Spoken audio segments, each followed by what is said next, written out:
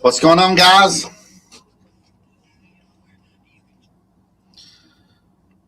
Welcome to the live, guys. Welcome in. What's up, Tank? What's up, Matt? What's up, Brian? How y'all doing? Hopefully y'all are having a great Sunday. Hope everything worked out good for everybody. Yeah, man. Glad to be in here. Get a bunch of people in here. We'll discuss some things, talk about some stuff. And yeah, man.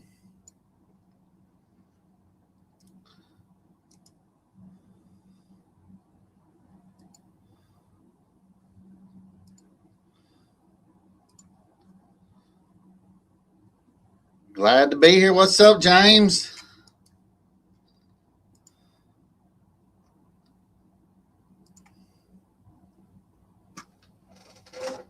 What's going on, guys? Get a little bit of time for everybody to get in here, man. What's up, Jeff? It's getting hot, guys. It's getting hot in here in Alabama. I'm sure it is in all the other states. It's getting warm. Got to get hydrated. I know I'm drinking coffee at 7 o'clock at night, but guys, I had a great weekend. Me and my wife went to Mississippi, stayed for a couple days, just getting away, having some fun. Me and her feeling like we're young again, and staying up late at night, and just everything. It's just been great. The last couple days. So drove about 3.5 hours home today. Got back in time, and how was the sip? Well, the sip was good, man. That's coffee, man. Woo! I love that coffee, man. Love it in the mornings, and I love it in the evenings. Let's see. It was 94 today here in Missouri. Going to be super hot all week. I know they're giving us heat advisories all next week. I think Monday and Tuesday. Today was hot. I think it's gonna be like in the 97s, 98s throughout the week. We're here, guys. We are in it. So, but I had to put a.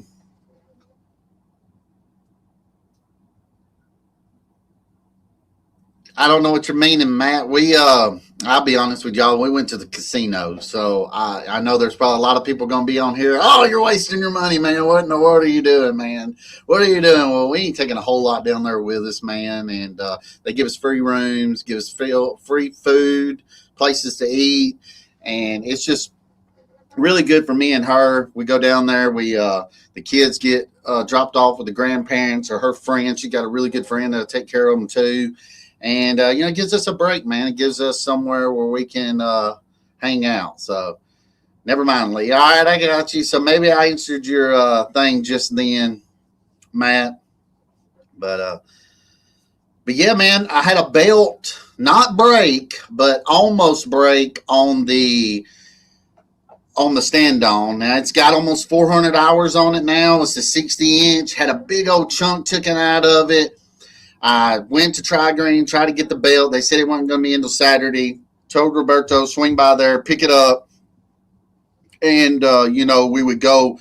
I'd put it on today. And I did the blades and put the belt on today, which was super easy to put on that new model. Everything's right there in front of you. The mower's like up under it too. So the clutch is right there. Dude, it took me like 3 minutes, if that, to take the belt off and put a new one on. Super easy.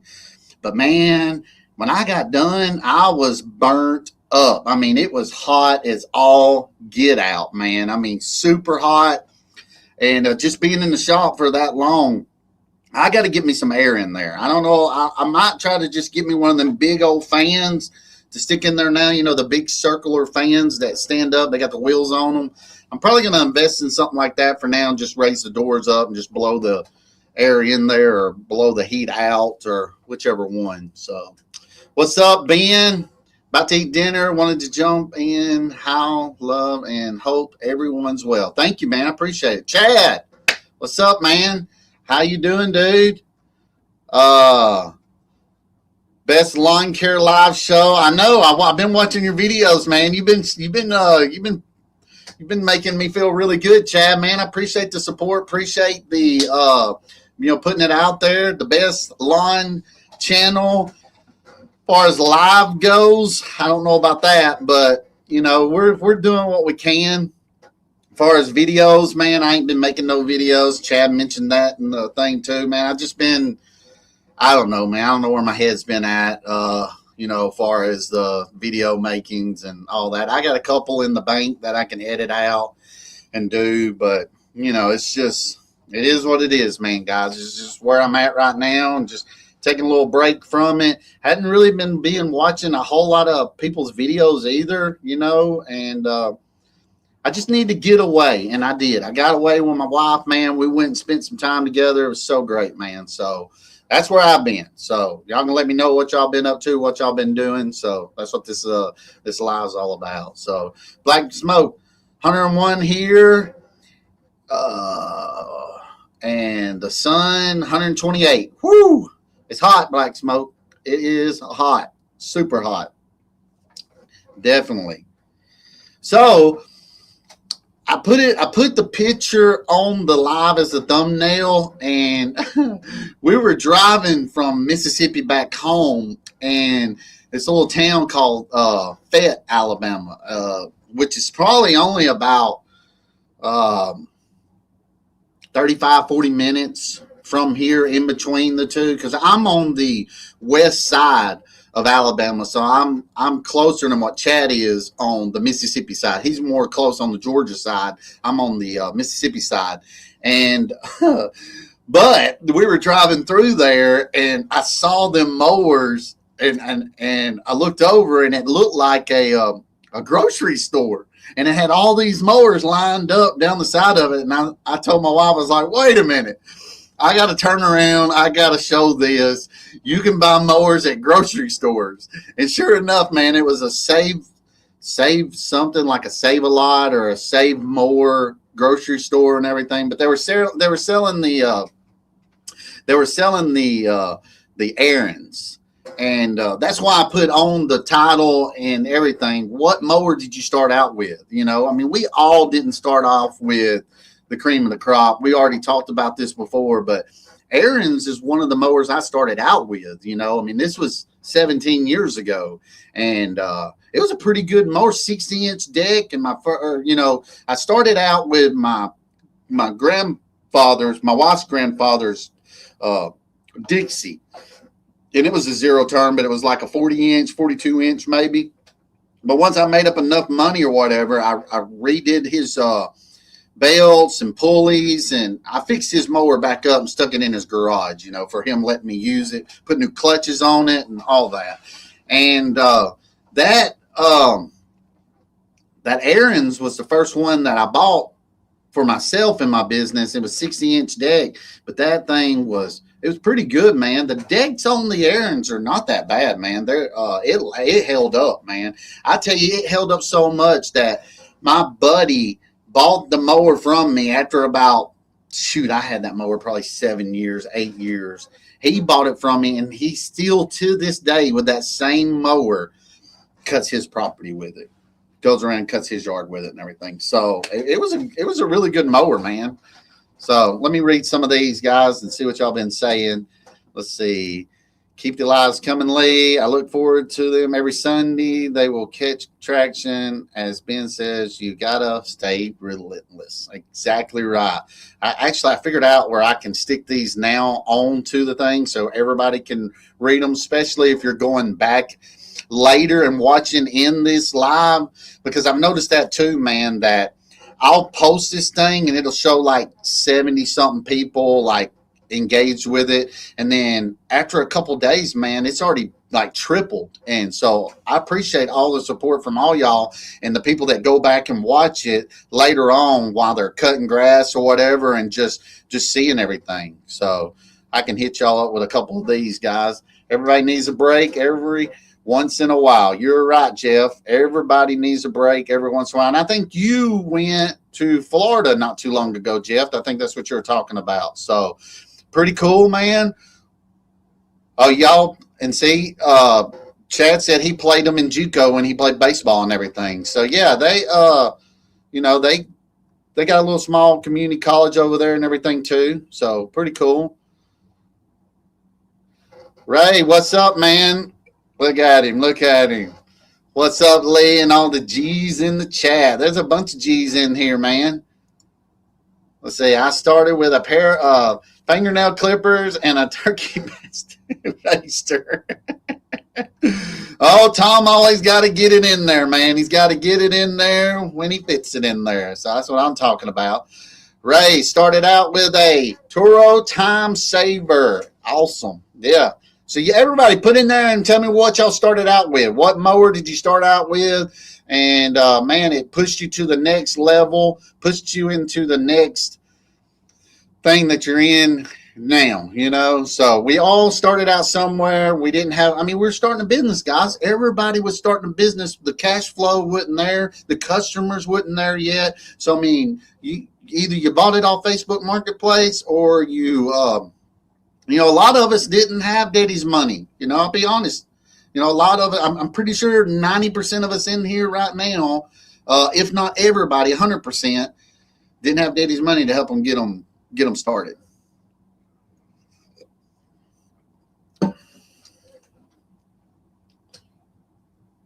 All right, let's see. Tank and Spartans are good, but the only dealer is an hour from me. Okay. Let's see. There we go. What's up, Wayne? How you doing, man?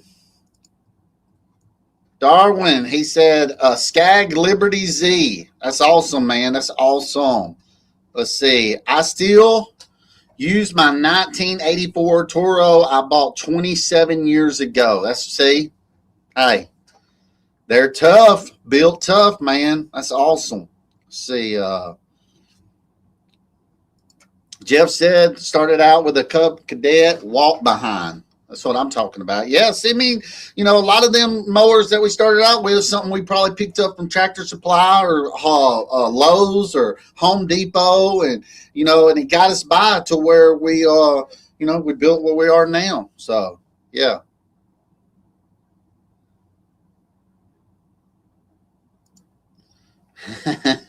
Black smoke. I was one of them old ladies you seen using scissors to cut grass with. Oh, man. I'm at the bottom. 1,500 plus hours on a 2019 Spartans RZ 61 inch. Hope to join the Skag Nation soon. Oh, here we go. Now we're getting in the name calling, brand calling. What we calling out? What we going with? Let's see. Chad said he started with a Husqvarna tractor mower. Yeah, and I had when I borrowed my grandfather-in-law's, it was the Dixon zero turn, but it was a Craftsman tractor style. So, yeah, we had both of them out there that he let us use to get started with. Said he bought it from my baseball coach at the time in high school. So he got it in high school. I know you said that's the only job you ever had, really, and that's awesome. We talked about it. You like me bringing on other guests or whatever to talk about, what they did before they did lawn care, because Chad's one of them. That's pretty much all he's ever done, since he was a kid, started out, I think he said like 15 years old, built the business up, and that's all he's been doing. So, yeah, he don't know what it's like to have to work for the man or anything like that. So it's kind of good that we bring people on that see that.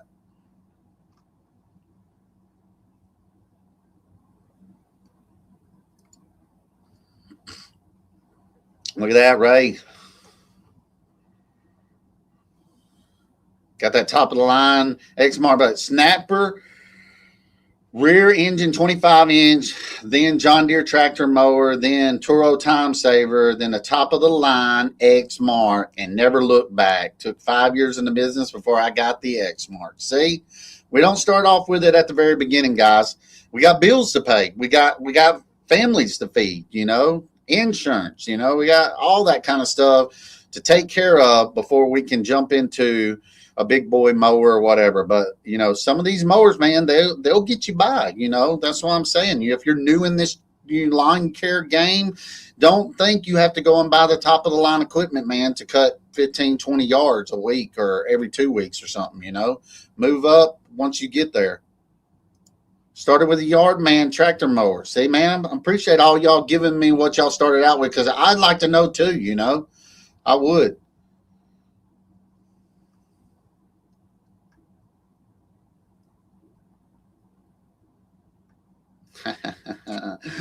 Oh, Matt. Tank lawn maintenance. Ben, you need to make the right choice. See what I did there? Dude, y'all are throwing the comments in, guys. I appreciate it. I'm trying to put y'all all on there and everything. Keep them flowing in. We'll keep rolling through them. I'll try to catch up as quick as I can. But, I got that Alabama education. They done me well, as far as running a business and all that. But you got to bear with me on the reading style side, which I'm sure y'all all know that. I mean, heck, most of us in here are probably the same way. We're a bunch of country boys. Country. We get by with what we got, Don't pitch a fit. Let's see. There goes Brian. Honda Buffalo push mower bought in 1995. Woo! Brown, how long you been in it? You been in it that long? Doing it for customers or whatever? Or? I think you did. I think you was a big timer before you started lawn care. I think I've heard Tom and DLT, old Doc, talk about it.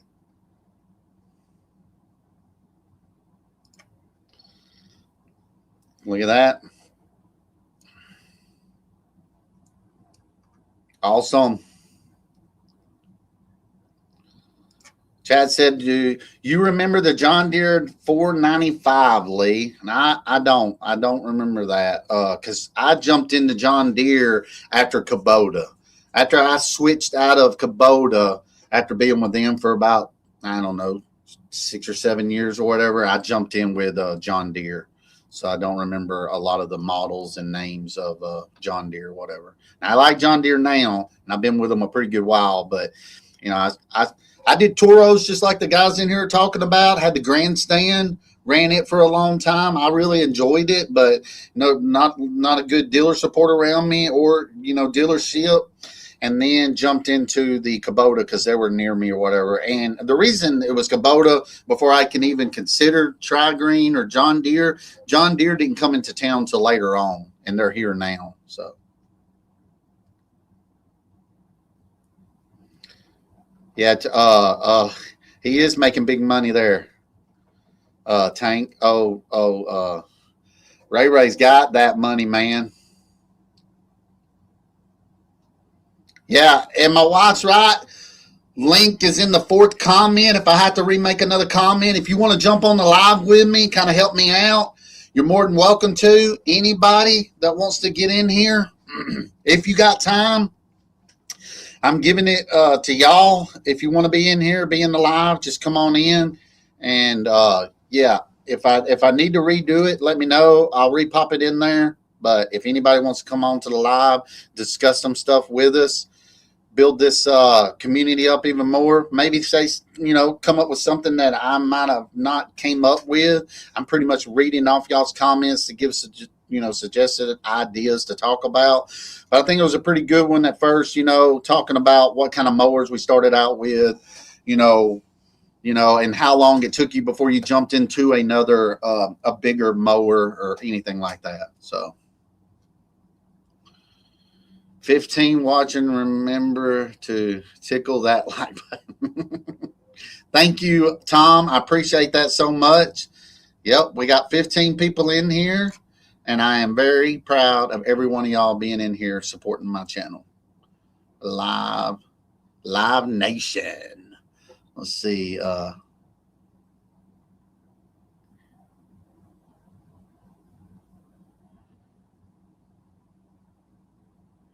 We want to see Ray in the live. Come on in, Ray. Yeah, I want Tom to be in here too, man. I've been begging Tom to get in the live.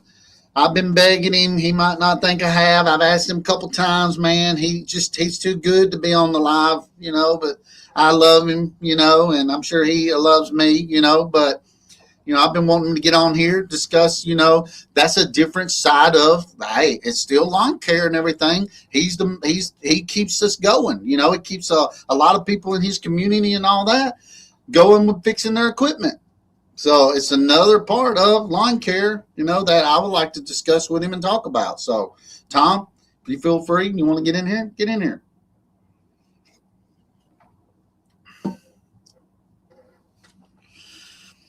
What's up, Brandon? He said, I'll put it on here so y'all can see it. Put 500 hours on the Cub Cadet rider before getting a commercial mower. So what I'm talking about. Yeah, Tom, I got to pay him some money. Get on here, man. I'm going to get out of that. I'm going to get in that pocketbook, man, to get him in here and support me a little bit. Woo! Can't do it tonight. Blew my thumb off at the range today. Oh, man. See, can't even do a thumbs up for y'all, man. Yeah. Let's see.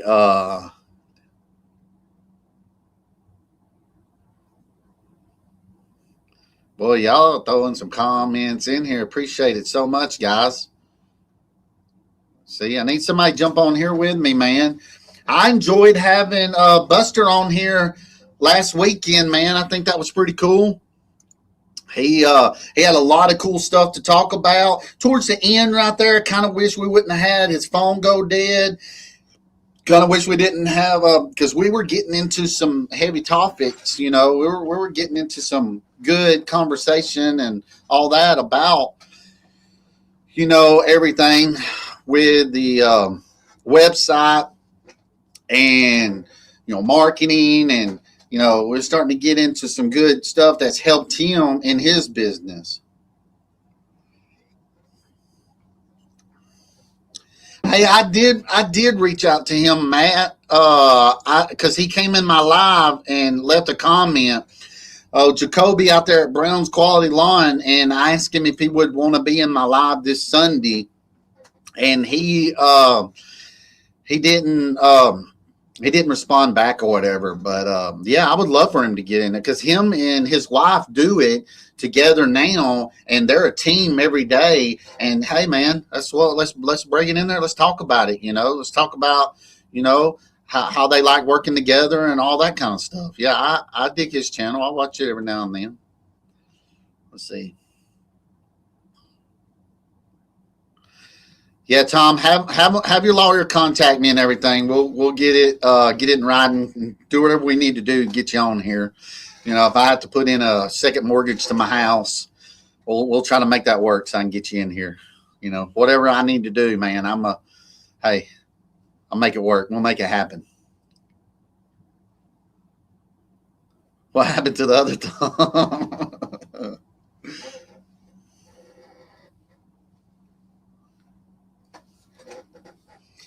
Yeah, Cub Cadet. My wife knows more about it than me or whatever. I didn't know if it was the Cub Cadet was the first one I started with or the Aaron's, but I had both of them, got them both from Home Depot, ran them for a couple of years, and yeah, I didn't know. I was wondering if it was the Cub Cadet I had first or the Aaron's. So Chad said he'll jump on here in a little while, most likely. All right. Let's see. They'll work it out. Yeah, we'll just let our lawyers kind of go back and forth on it and try to make it work and everything. Here we go. What's up? We got the let me fix him up. We got the race. Bad hair day, man. Hey, I'm having a bad hair day, y'all. What's going on, y'all? Here we go. Turn the volume up a little bit. Let me turn this thing. I gotta figure out. We turn it all down, man. All right, I got you. I got your volume up in my ear so I can hear you good now. That's big money, dog, right there. Big money. I can't.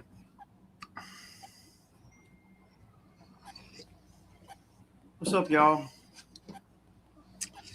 Y'all get in here and wish some love to Ray Ray. Ray Ray is in the house. Y'all give me.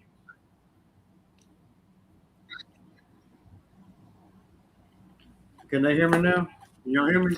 Can y'all hear Ray? I think they can hear you because I can hear you. You're coming through my headphones. Okay. Hang on one second. Okay. You're good. I'm gonna cut this off so it ain't.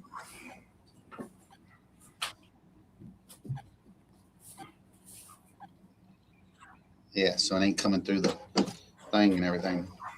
He'll be in here, guys. All right, y'all. What's up, Ray, man? did Ray do a video today? Ray does a video every day. I got to, man. Every day. I got to document my journey, man. Hey, you do a good job documenting it, man. I got to document my journey every day. Okay, yeah. How do I... Hey, everybody out in the comments or whatever, go out and share your stuff. Share this live out to the community, and let's get this live booming tonight, man. Because we got Ray in here. Chad said he might come on here in a little while. Let's if you can go out, share this thing out to everybody. Let's get a big crowd in here, man. We got 15 in here right now, which is great. Okay, now that's better. I can hear. I had two things going at one time, man. Can y'all hear me? Yeah. Man, we trying to get to it, Lee. Look, I got a tan, dog. I know. Hey, well, we out here in it, man.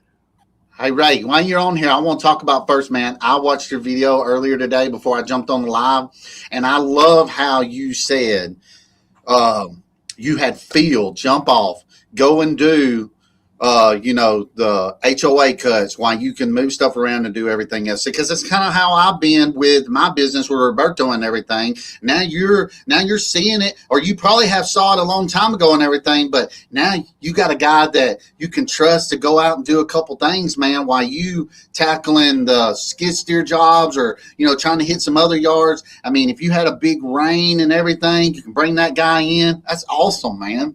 Well, it's good having Phil out there. He's not available like I want him to be, right? Because he's going to school to be a pilot. Yeah. So I mean, but I want to make sure I keep him something for him. So I've been just letting him do the HOA, and it takes him. He makes a couple $100, man, and it takes him like 3.5 hours. So I just say, hey, man, you take care of that. I don't have to worry about that. I'll do nothing but put gas in the mower. And me and Jessica can go do whatever else is to do. The biggest thing is the time thing. I just want to make better time on everything. And Chad, it is. My wife texted me on my phone. She said, because she helps in the comments and everything. She said, ask Ray how he made 20K this week or whatever. I don't think he made 20K, but he made really good. We did. Right at 9,300. That's awesome. That's really good. And that's 7 days. That's in the last 7 days. So but only in 35 hours. Oh my gosh. Yeah, we're getting 60 hours. Everybody in the chat, y'all know I don't work I'm not working no crazy hours or nothing. Usually 2 or 3 o'clock now. A lot of the days like Justin, he'll be done.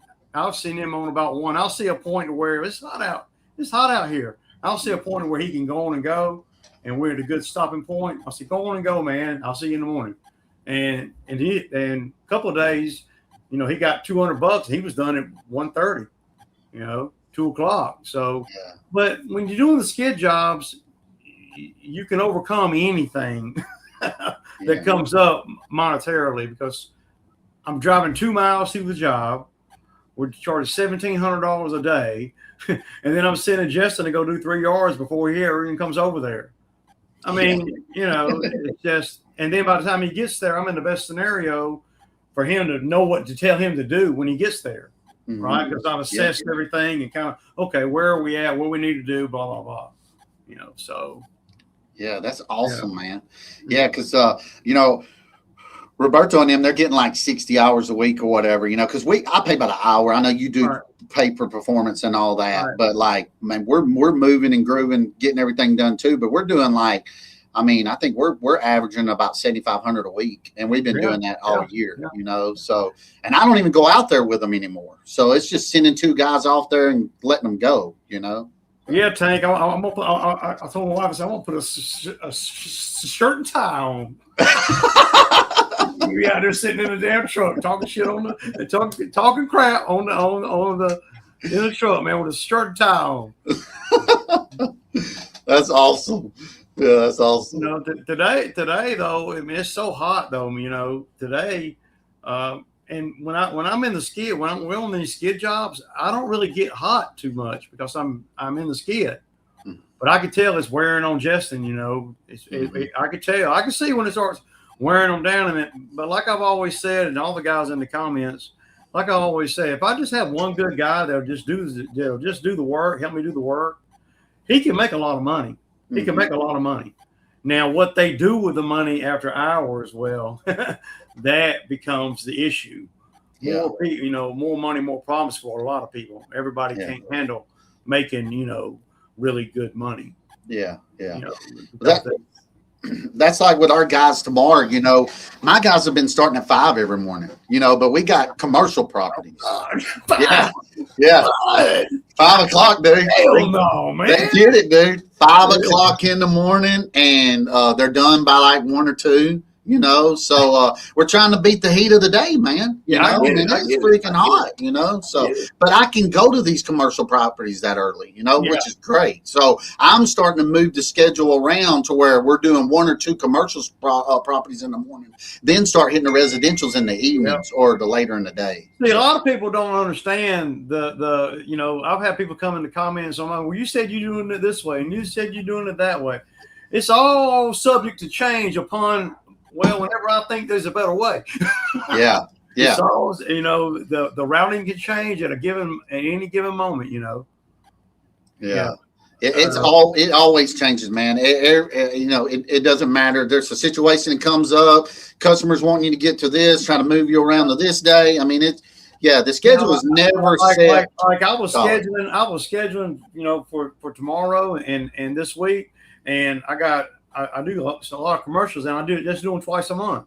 Well, I've already done some of them twice, but they're on the same route as some of the other ones that I've been doing, and I'm like, man, I'm going to do them. I was fixing, if I didn't look and know, I was going to be doing them 3 times. Yeah.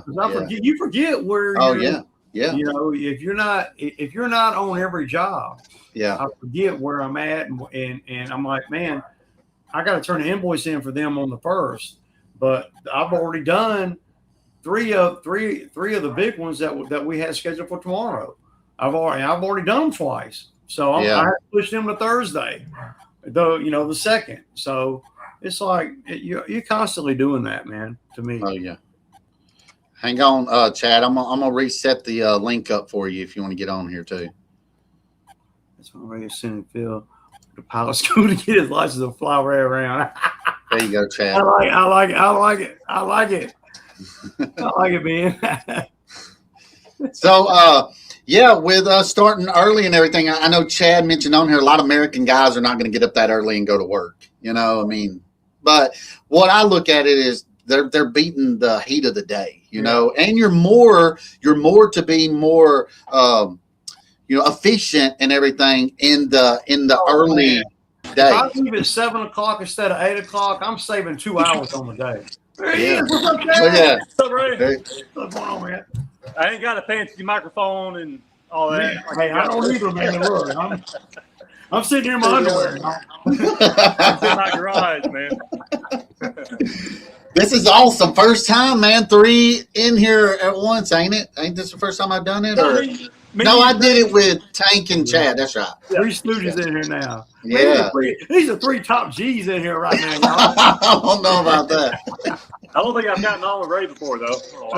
Okay. I mean, it's hot out here. I know that, man, and you know, it's taking its toll, man. I think that's a really good topic, Lee. I wanted to bring up with it being so hot. You know, me and Ben were talking earlier. It's even hot up in Tennessee. I don't think Ben knows what it's like down here, Ray, where we're at. Yeah. Even Lee, man. I'm from Northeast Alabama. Lee's from Northwest, and it's a pretty big difference. Well, I'm more central. I'm more central, but I get that heat. Probably not. I get muggy heat like y'all, but y'all are further south. It's probably not as bad, but it does. I know Mississippi gets hot. I mean, it's so bad. It's so bad, man. You can't hardly get nobody to come out here and work. They got to be on the team in April. You know, you can't bring nobody out here in July. Yeah, exactly. Dude, you wasting your time. They'll work 3 hours. They gone. They don't even want to get paid. I mean, you know, people talk about when guys missing all that kind of stuff. You know, let them go, fire them, let them go, that kind of thing. But good luck finding somebody to replace them this time of year, because it's almost going to be impossible. Because the good guys have a job already. Yep. And people you bring out here that are new probably can't handle the heat. So, I mean, it's really a conundrum you're in, you know, in terms of dealing with guys. And then you're setting up so much work because you got to pay them. And then, oh, man, now they ain't coming to work. And so now you're like, oh, my God, you know, you got to, you know, I just trying to keep it going sometimes is hard, man. Yeah. But, yeah, Lee, I think what are some things that we can mention to the people in the comments as far as what y'all do when it's hot? You know, just random things we can think of. I mean, I got a few things I can mention as far as just trying my best to stay cool and hydrated. And sitting in the AC in the truck and talk smack.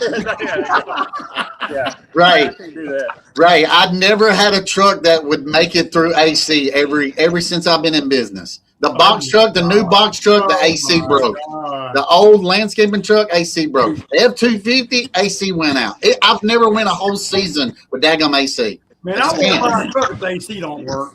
If the AC don't work, I ain't buying a truck. I don't give a damn, man. Well, y'all brought up a good point. So are you better off not having the AC on when you're in the truck and just leaving the windows down? Because I've heard you're actually better off. Now, I don't know. You might be. I don't know, man. But I know one thing. Hell no. Look, it's not good for your body to change temperatures so much throughout the day. That's what causes strokes and everything like that. If your body temperature goes from one extreme to the next, your body it ain't good for it. So we just roll the windows down. We've always done it for 17 years. I mean, it's logical if you go. I mean, if you're consistently making stops and getting an AC, getting in the truck and cooling down, and then you're right back in the heat. I mean, that's logically it's not good for you. You would assume. I agree, it's not good. I do agree with it's not good to a certain degree, but I can't help it, man. Right, I can't. I get out of the truck, y'all, and I get on the mower, and I'm moving. That's all the moving I'm doing for the most part when I got guys working with me. For me personally, now, if the other truck, the AC kind of works, you know. So when the other truck's running, the other guy, guess don't care if the AC's on or not. He don't care what. I can't stand wearing long sleeve shirts like my amigos, Roberto and them does, or Chad and Hank. I think he said he was getting some. I can't stand it, dude. I suffocate, man. I gotta have the short sleeves. Just let my arms burn. You know, I wear my cowboy hat and all that, but dude, it suffocates me. Even with that spandex type material, you know, the shirts I wear, Matt mentioned in the video yesterday. That's what these are. I think it's more comfortable personally. Yeah. They dry up pretty quick. They say the sweat inside your body kind of helps cool you and everything too. I guess if you sweat and then you're rolling the windows down, driving to the next car, it's going to be cool on your body until it dries because they dry pretty quick. Right. Well, see, I get it. my thinking with the AC thing is if I'm driving for 15 minutes, if I'm in the heat and I'm driving for 15 minutes to the next job or whatever, if I can just cool down just for a few minutes, then I'm damn near refreshed by the time I get to the next one. Now, I ain't saying this. I don't know what the clinical studies are. What's up, Tank? What's up? I don't know what the clinical studies are on that, but I haven't never got a sticker number. Some people, I can see some people getting sick. I feel refreshed when I get out of the truck, when I get to the next job. Instead of just, it's so hot. And the older you get, man, I'm old, y'all. So the older you get, you need that, man. I need a break, y'all. Well, Ray, you're going to be spent when you get out. Your yards are pretty good size, right, compared to like mine. So, you're going to be on the mower for a little bit too. Get a chance to kind of get back used to that heat. Well, and that's one of the reasons why I like to weed eat, have the guys weed eat first, because we get out of the truck, we're cool, and weed eat, and then hop on the mower. And by the time you get to the mower, you just now start to get hot again. And then you got a breeze blowing through your hair on the mower. Right. Stay in Kentucky all day. I like that, Brian. Hey, Tar Heel said he's asking about your channel, Chad. Go ahead and plug out your channel for him and everything, and let him know. He's wanting to know if you have a channel. So yeah, Tar Heel, just go check out Green Acres Lawn Services, and you'll find it if you search in the bar there. So yeah, definitely, as we all appreciate the support, you can show us and give us all the people in the comments. That's what makes it special, right? That's why I do it. I really enjoy the interaction. I'm sure Ray and Matt and Lee would agree. So yeah. Well, Matt's in here. Matt, what you got to add on to us? Somebody done called us the Brady Bunch screen, but they're calling it the Ugly Bunch. This is the Alabama-Georgia line right here, y'all. It is Alabama-Georgia line. No, I wanted to hop on because Ray said this is the three main G's. I said, no, hell no. Let me jump on here real quick. Nah, I'm just messing with y'all. Hey, Lee, real quick. Earlier you was talking about you went to Mississippi, and I said, how was the SIP? The SIP is short for Mississippi. Oh, I wasn't talking about your coffee, man. Okay, well, I don't know the slang and the terms for Mississippi, so I only go over there every so often, get away from the kids a little bit. So. Yeah, I got a buddy of mine from Mississippi, and that's what he calls it. He said, man, I got to go back home to the SIP, dog. I got it. I got a question for Ray though while we in here, man. What made you what made you decide to get started with skid work, man? I'm just curious. Well, at the end of the day, it was learning the lawn maintenance right so good, and I was starving in the wintertime. I was starving. I did firewood for a while, but I didn't have a real good connection for firewood, and firewood is so laborious, and people don't want to pay. And and then I realized, and then I had a lot of these customers that I still got today. They were like, I'd like to do this and I'd like to do that. And I said, well, I got to go rent the machine to do it. And then I'm thinking, man, hell, by the time I rent the machine, I can't make no money at it. So then I bought that Bobcat. The guy had a Bobcat on the side of the road, and I went to pay cash for it. The year before that, I tried to borrow money from the bank to buy a skid, and the bank said no.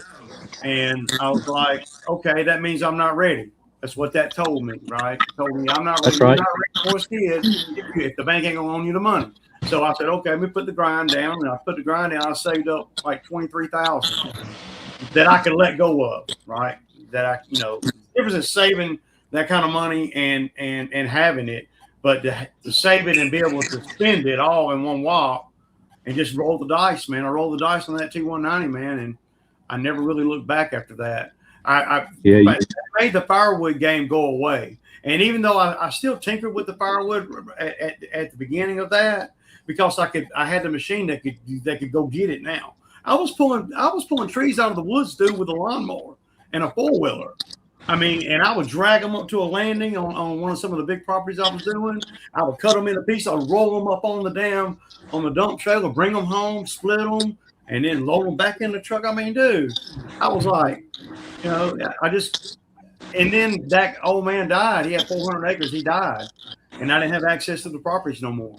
And I was glad because I was at the tail end of wanting to fool with the firewood anyway. I had to find another way to stay busy in the wintertime, without I don't know. And I worked for tree services in my younger days, so I already knew how to do a lot of tree stuff, and I was doing that before I bought the skid too. But after I got the skid, it was like, okay, that accentuated everything, right? That I already kind of knew how to do, like tree work and stuff like that, and cutting logs, cutting trees, and that kind of thing. So that's what made me do it, and it was a calculated gamble. And that 20 grand could have, I threw that 20 grand out there and hoping for the best, and it could have went sour at any moment. I didn't even have a trailer to haul it on, dude. I bought the skid steer based on the specs of my dump trailer. It couldn't be wider than the dump trailer, and it couldn't be longer than the dump trailer. And my dump trailer was 6x10. 6x12. So, hey, Ray, I got a question for you in terms of the skid steer. Did you have an idea about the number of attachments you could actually buy, and did you have a general idea of what attachments you wanted to buy? Well, I knew I wanted a brush cutter, right? Okay. A bush hog. I knew I wanted. I had a tractor at one point during this journey, and I cut some farmland for a farmer. He was paying me $40 an hour, and I would take my tractor out there on his big acres, and I'd just sit on the tractor all day long, so I knew I wanted a bush hog, and I knew I needed a grapple bucket to grab those trees, out of the woods. Everything was calculated, I mean, I bought a 4-wheeler just for pulling firewood out of the woods. It's the only reason why I bought a 4-wheeler. I had a Polaris 4-wheeler, and I would go down to this property, and he said, you got any dead tree on the whole 400 acres that you want. If it's on the ground, you can get it. So I got to be an expert at identifying trees, identifying if it was firewood worthy, right? And then identifying how to get it out of the damn woods. Yeah. Across pastures and fences and yeah. When I think back on it, man, it's like, I don't even know how I even get that. So, in terms of firewood, Ray, I think you'd agree. I think you either need to be a tree service to make it work, or have them bring it to you. Yeah. In my case, if you can't be one of those, it's really not even worth fooling with. and I would even throw out there, once you start doing a skid jobs and you can keep the skid going and you got the lawn maintenance going, then firewood becomes kind of obsolete because it's the harder of two evils. It's harder than any lawn, it's labor intensive, but you got to touch it so much. Exactly. Yeah. You got to limit the touches. Yeah.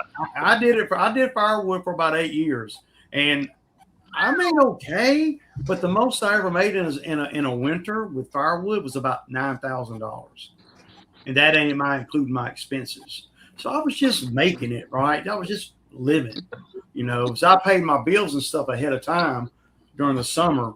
I banked my money in the summer. I go on and pay my mortgage up.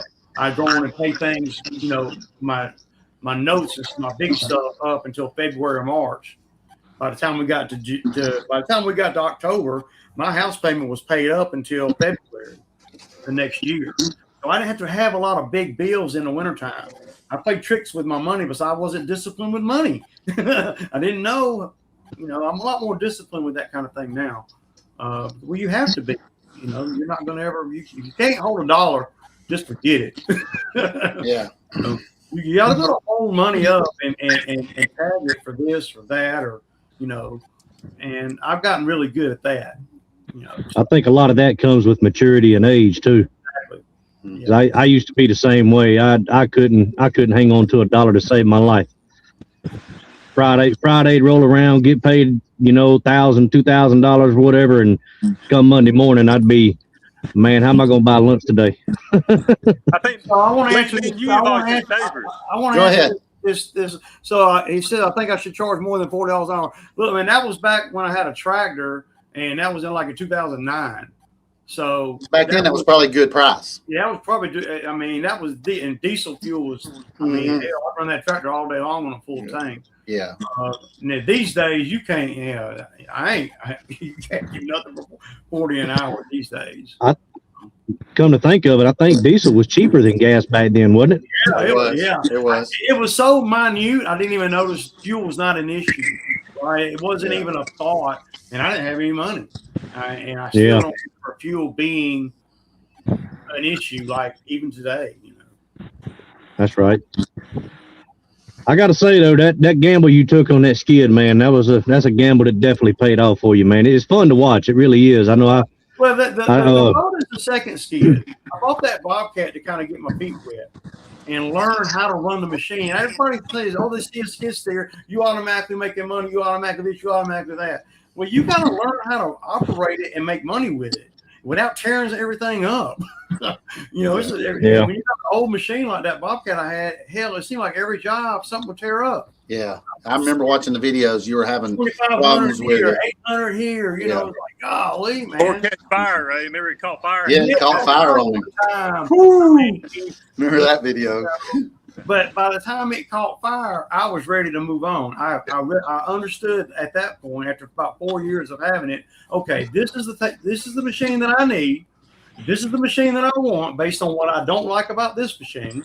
I want AC. I want enclosed cab. I want Bluetooth. I want backup camera. And whatever that, I knew I could make money, but I didn't even want to run the Bobcat like this time of year. I didn't even want to run it. You burning up, even with the open cab.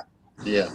The lawnmower, at least you're moving. You know, with the Bobcat, you move very fast. And so the Bobcat gave me the money to buy the man lift. Then the man lift and the Bobcat gave me the money to buy the Kubota. And that's kind of how that went. Then the lawnmowers gave me the money to buy the Bobcat.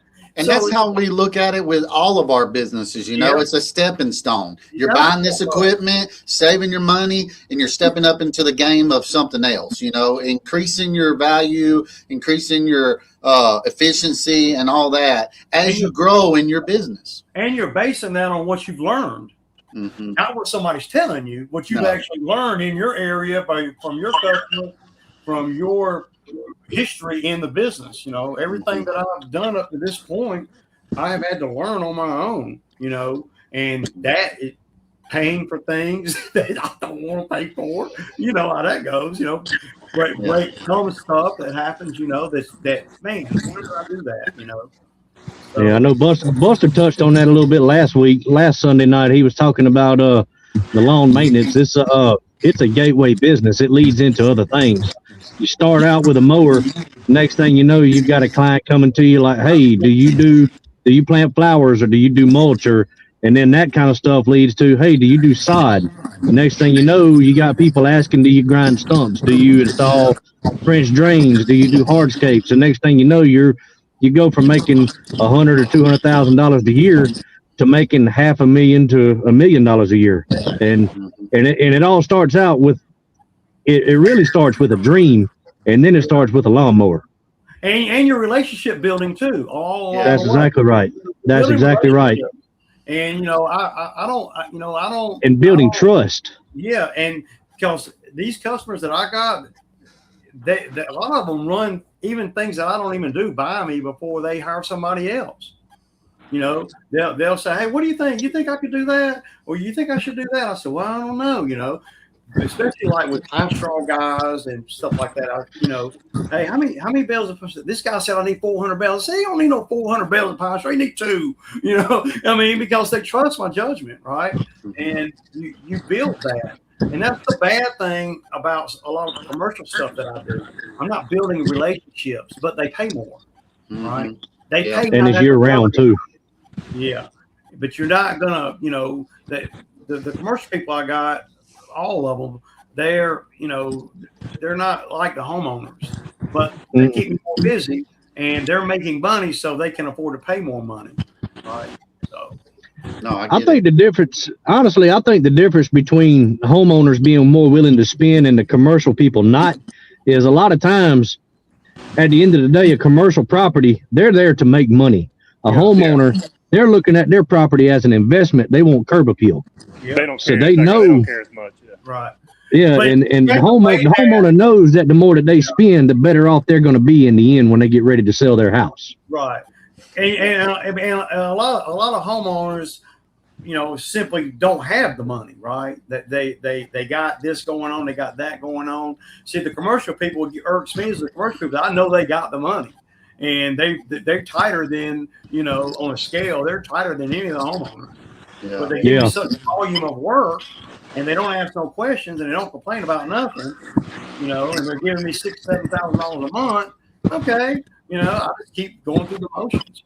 But the real money for me is the homeowners give jobs or the forestry mulching and that. And I'd rather do all that, for the most part, not just because of the money, but because it's less stress on me, man. The mowing, you got to be efficient to make good money, man. And it's constant. These guys will tell you, y'all, all three of y'all know, it's a constant struggle to be efficient. Yeah. And this customer's acting this way. My help didn't show up today. And it rained. Oh, now we're in a drought.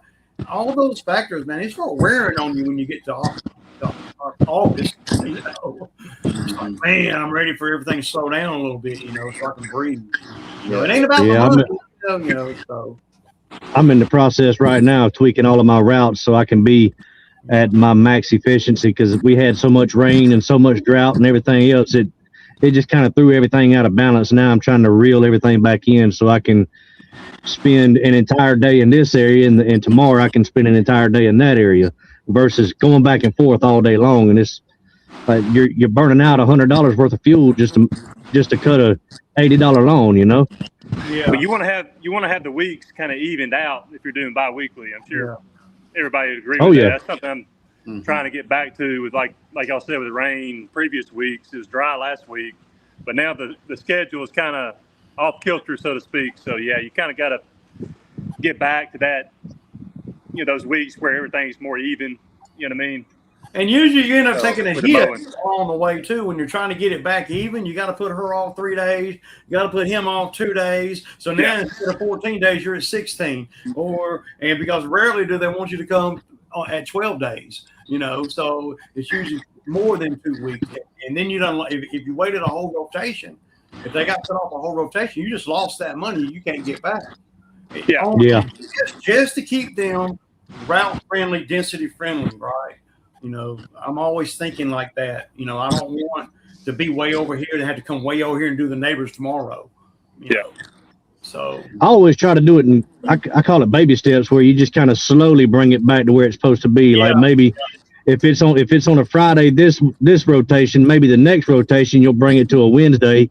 And then the next go around, you'll bring it to a Monday. That way, the next time you go out, you can get it back where they're supposed to be, and you're not missing out on the money that you should be taking. Yeah, and I'll do it whatever it takes for the business to make the most money, right? And that's right. That's all specific to whatever's going on that day, that route, and and everything. So, and I like to keep the ones really close to the house. This is a trick that I've learned. The ones that are really close to my house, I like to keep them on the back burner, right? So if things get a little crazy, I can say, okay, well, we can go do them, and then we can hit that one on the way in.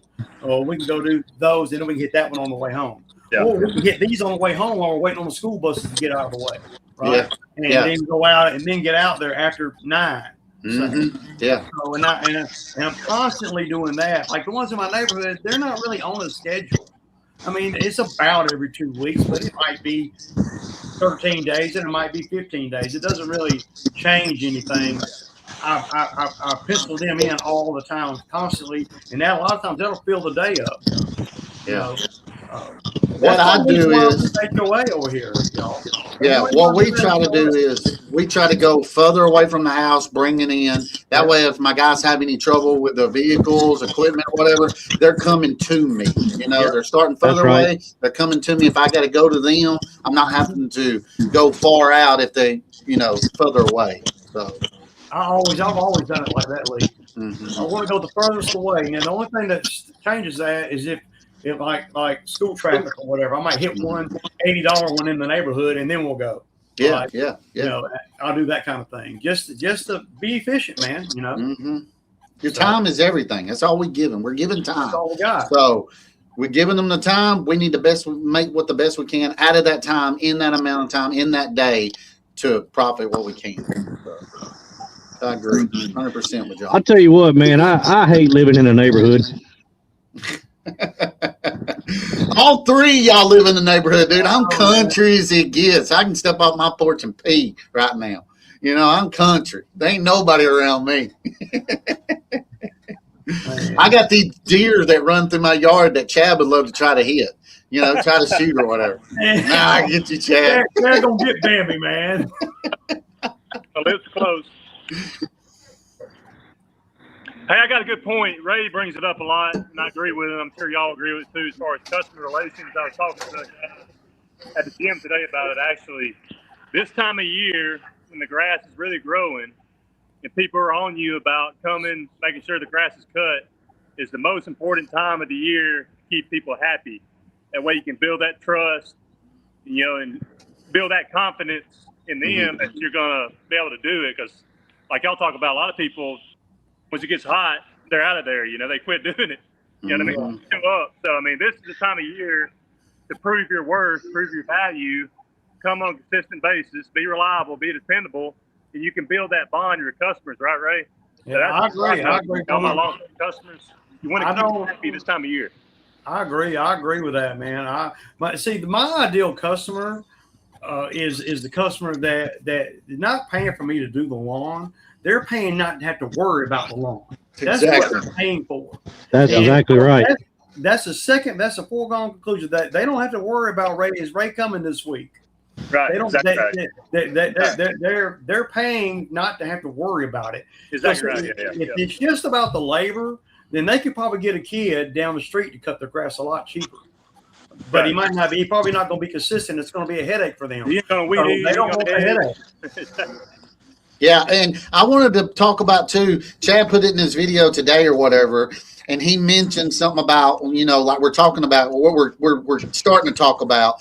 If a customer calls you and they cancel because they're going to get their kid to do it, or they're going to get their neighbor down the street to do it, or they're going to get another lawn care to do it, or whatever, what would you do if they called you back or whatever? And my advice and everything I've always done, when they call me back, I go up on the number. I don't care what the number was or whatever. I'm going up, and no matter what, and I'll just tell them, the schedule's changed. I got to find a fit you in somewhere in the schedule, even though I can probably put them on the same schedule, same day, all that. But hey, you messed up my schedule because you thought the grass was greener on the other side, and it ain't. And so I go up on every single person that I've ever done that to, and if they don't want my service, then keep on looking, you know. But majority of them has came back and it's been higher. And thinking of it this way too, Lee, I mean, you basically held a spot for them, and if you're pretty full, you think to yourself, I could have replaced you with someone else. I could have had someone else in your spot when I've been kind of slow about picking up new customers. So they don't think of it like that. No, they don't. I agree with you raising the price. I didn't think of that, but I agree. Yeah. I agree. Well, a lot of times what I do when that happens is a lot of times I'll get in my feelings so deep. And it's according to how profitable it is. I gotta say, I mean, how much of it, how irritating have they been to me? Do they play games with the timing all the time? And the money. Or do I like them?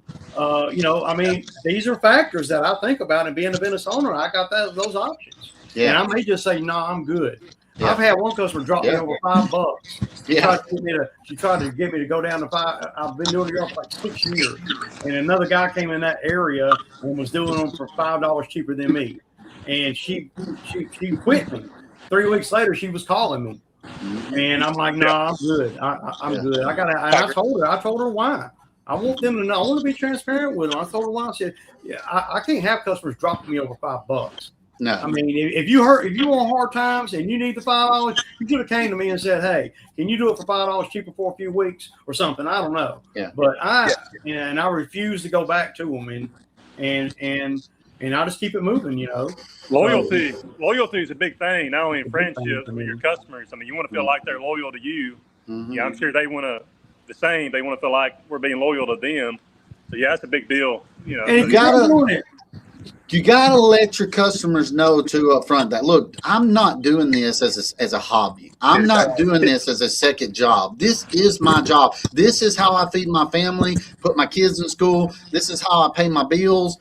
If I'm going to be loyal to you, you need to be loyal to me. If I'm going to be consistent to you, you need to be consistent to me on paying me, you know? That's right. This ain't no middle of the mall operation here, baby.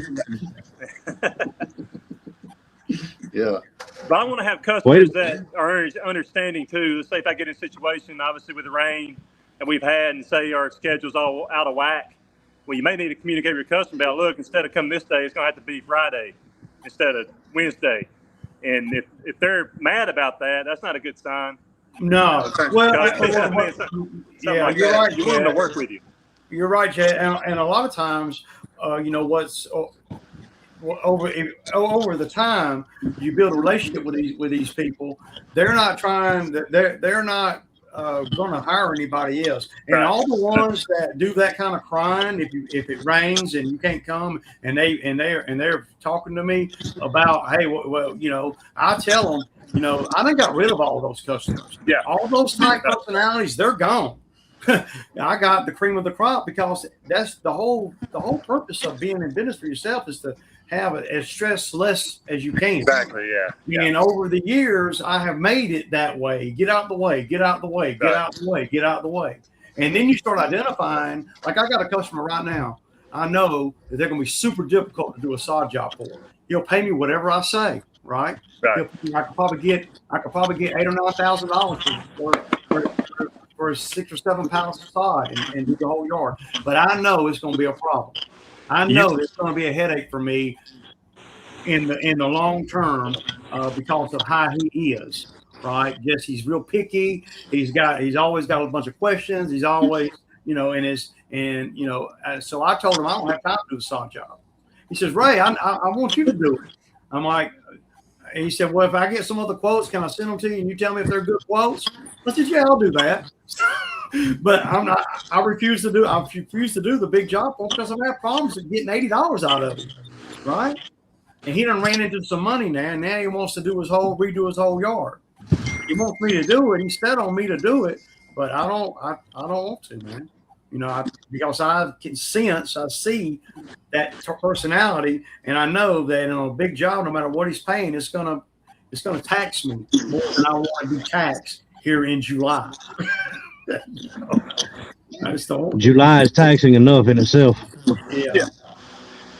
You bring up a good point, Ray. I mean, you really want a sign of a really good customer is just obviously you mow the yard, but you do all the other things involved, trimming the bushes.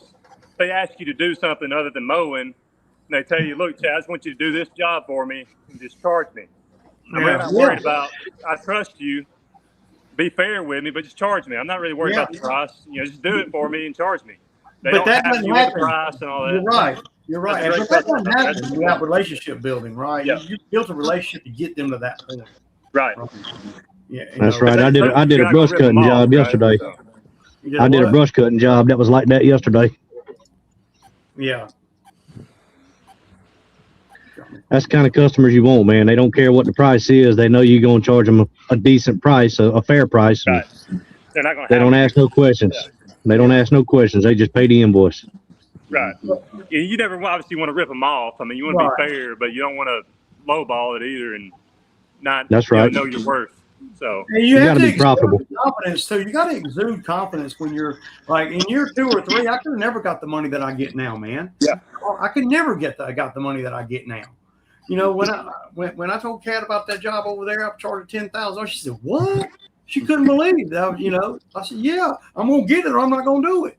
And she's like, she couldn't believe that that I put a quote in for that much for that job over there, and I'll get it. Or really close.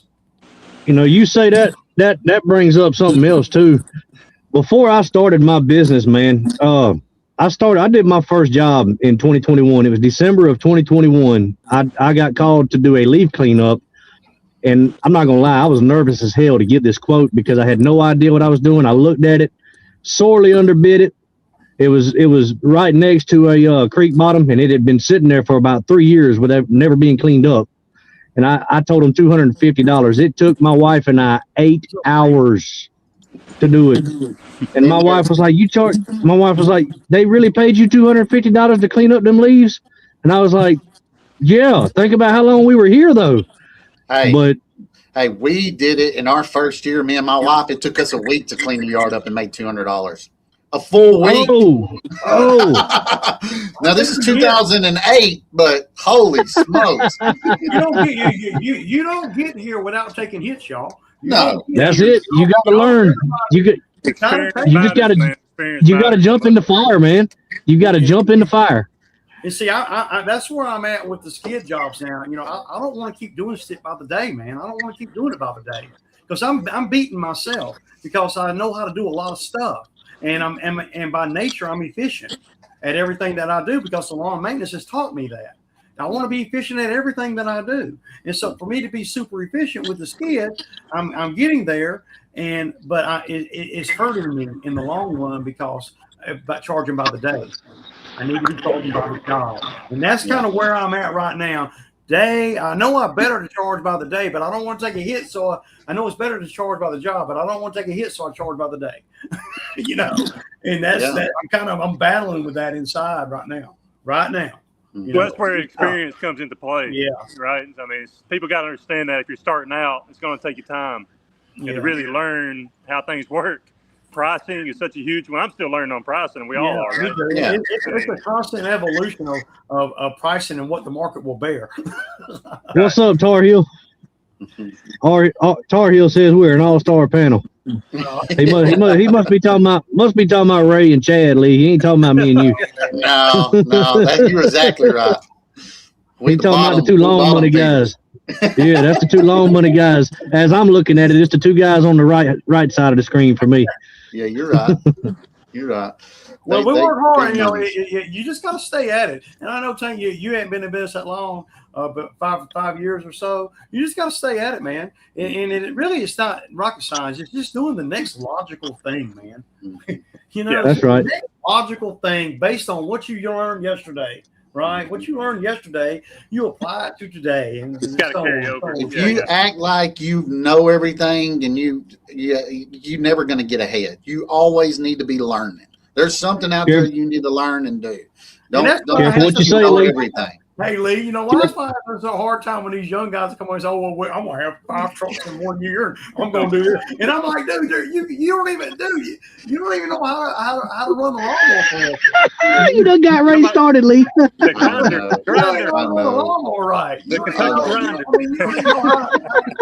Dude, I'm like, come on, man. They're probably in here. They're shadow banding in here. Who knows? There's so much to learn, man.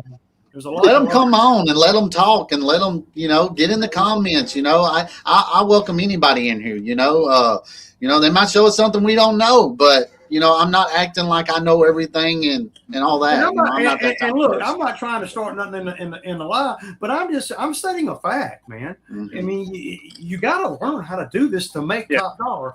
True enough, I can run around out here with the equipment I got, and I can make $200 or $300 a day, and I can live right. Now I'm talking about really make top dollar and keep your expenses way down. That's what I'm thinking about. So that's right. Chad, you need to get a lot. You and Tank need to get y'all a lot and brighten yourself up. Y'all getting a little dark on the screen here. That sun's going down. Y'all gotta hide out somewhere with a light on y'all. I may have started cheaper than anyone. There you go. Give me just a second, Lee. I'll walk into my garage. Give me just a second. Hey, doghouse. I was sitting in the I was sitting out here in the White Stallion because I got AC in the truck, Yeah, I like that. I got. Gotta have AC.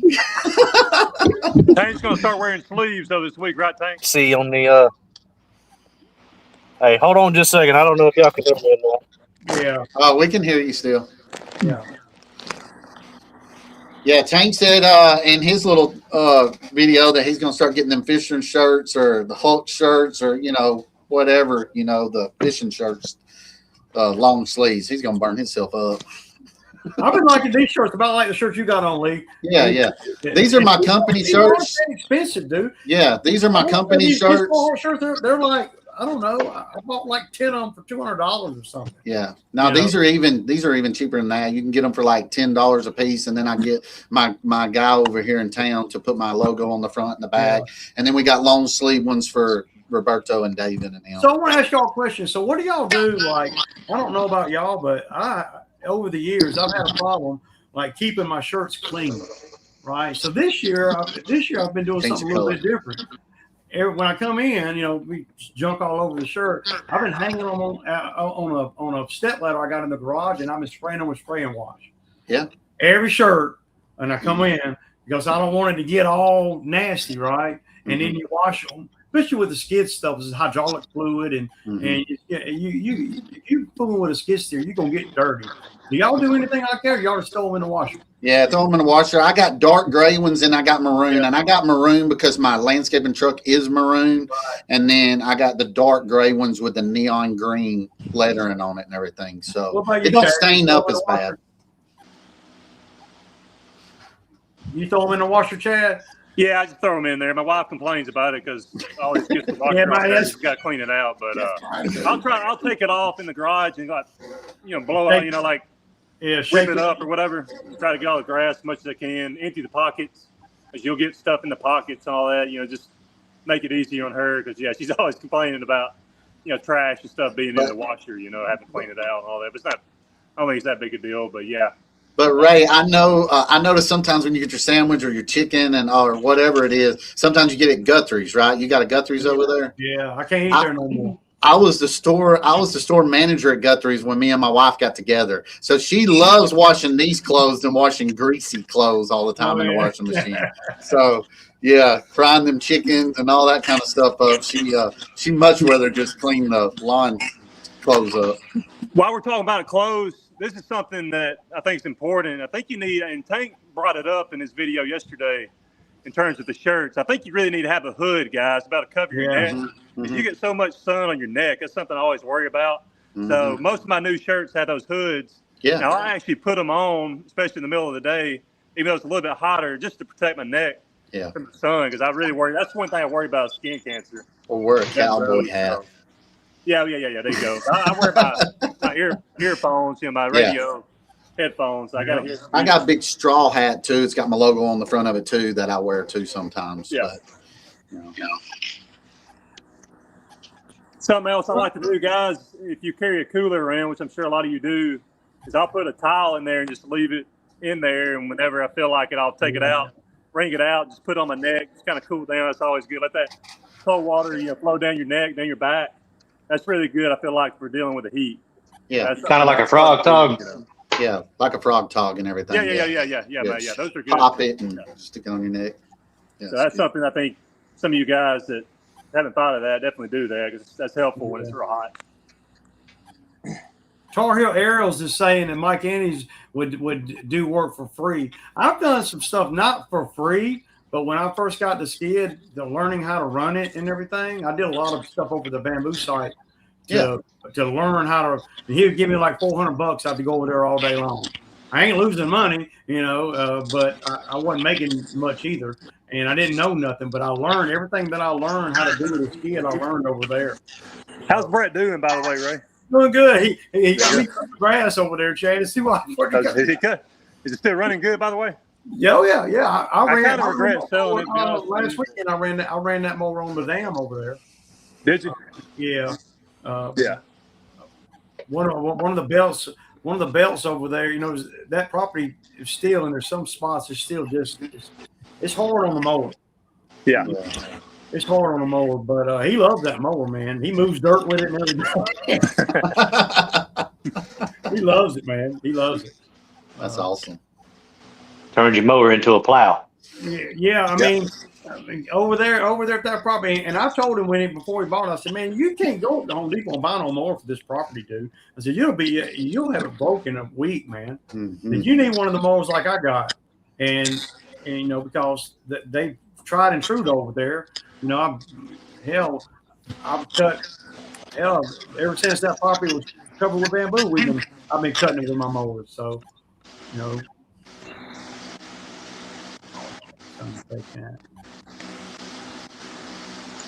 It's fall time in Australia right now, isn't it? Is it fall yet, Brian? Yeah, I think they're already in their fall. They're They're, kind of they're towards yeah. Oh, they're that in the sounds end of the good, season. man. The fall sounds really good to me. Right. I was just thinking that, Ray. Get through the 3 months of hell. Y'all better quit. Through June. Yeah, y'all better quit because we're in it right now. We're going to be in it until we deep in it, man. Yeah. But can y'all believe it's almost July the 4th? I mean, is that not amazing? It's crazy. It's crazy, Yeah. man. The season just started here. I mean, you know, with that drought, that 2.5 month drought we had, and then 11 days straight of rain. Yeah. We're having our spring rush right now, and it's 100 degrees. Yeah, I know. I mean, It everywhere I go, did there's a opposite. lawn cut, you know, everywhere I go. It's ridiculous. Yeah, we're This trimming is a my lot of favorite. bushes. Oh, yeah, it's my favorite time of year, though. I mean, it's hot. Don't get me wrong. It's miserable. But, I mean, this is the time of year where the weeks go by very quick, man, because you're so busy you can't even think straight. It's all about mindset. I always try to tell myself, let's get through these 3 months, June, July, and August. Then we can kind of tap the brakes a little bit in September. Yeah. People will be more understanding if you want to skip because the grass slows down. Right. It's super dry. So I just always tell myself, let's keep the customers happy through August when they want the grass cut the most. Keep them happy. Let them know that you're reliable. You're going to do a good job, and you'll have a customer for a long time, right? So Forever. yeah, exactly right. Yeah, it's something I was talking about earlier, but somebody got to die for me to lose them. They got to die. Yeah, move or die. You're exactly right, Ray. Move or die. Yeah, they got to move or die. You know, I don't know. I'm gonna be honest with you. A lot of times when they move, they'll just pass my information right on over to the next owner, and I'm still cutting it. You know, a lot of times they don't have to do.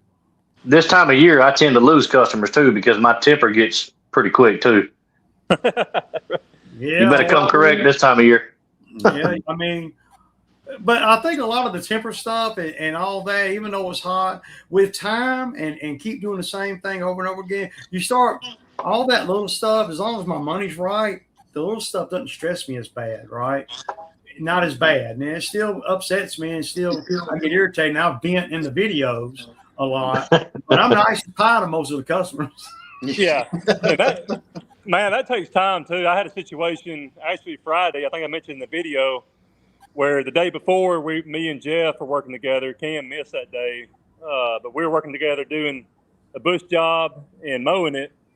And I oversaw the fact that he didn't do a very good job of blowing off the front porch and blowing the clippings out. And the customer brought that up to me through text, and I politely let him know that it's probably going to have to be the next time we come mow because I'm just super busy right now. His yard's kind of out of the way. Yep. And he was kind of, I don't know, he was kind of coming at me a little bit through text. Probably should have just called him. But you know how it is. You're busy. Text is usually better. But we eventually got it worked out, and I didn't lose my cool, so to speak. Because he's one of these guys, customers that I thought about letting go, mainly because he's out of the way. But those situations, if you just cooler heads prevail, just communicate well, and you can get through it, and not lose a customer over a situation. Because we're all kind of obviously being super busy, a little bit stressed. They're wanting the yard looking good. They're seeing the grass grow really fast. So it's kind of a touchy situation there when, certain situations happen. You just got to learn how to deal with it. And again, like me and Ray mentioned, it just all comes with experience. All this stuff is all about experience. Yeah. And you're building a relationship with the customer. You're building a relationship with the customer. Yeah, exactly. Relationship building. A steady thing. And some people think you can't build a relationship with. They're not going to let you. Yeah. They're just not going to let you. They're gonna always look at you as lower than them, and I'll probably make more money than they do. And they're gonna always look at you as that's that. not who you want. Yeah, that's not who you you don't want. want that, And You want those ones I'll get rid of first.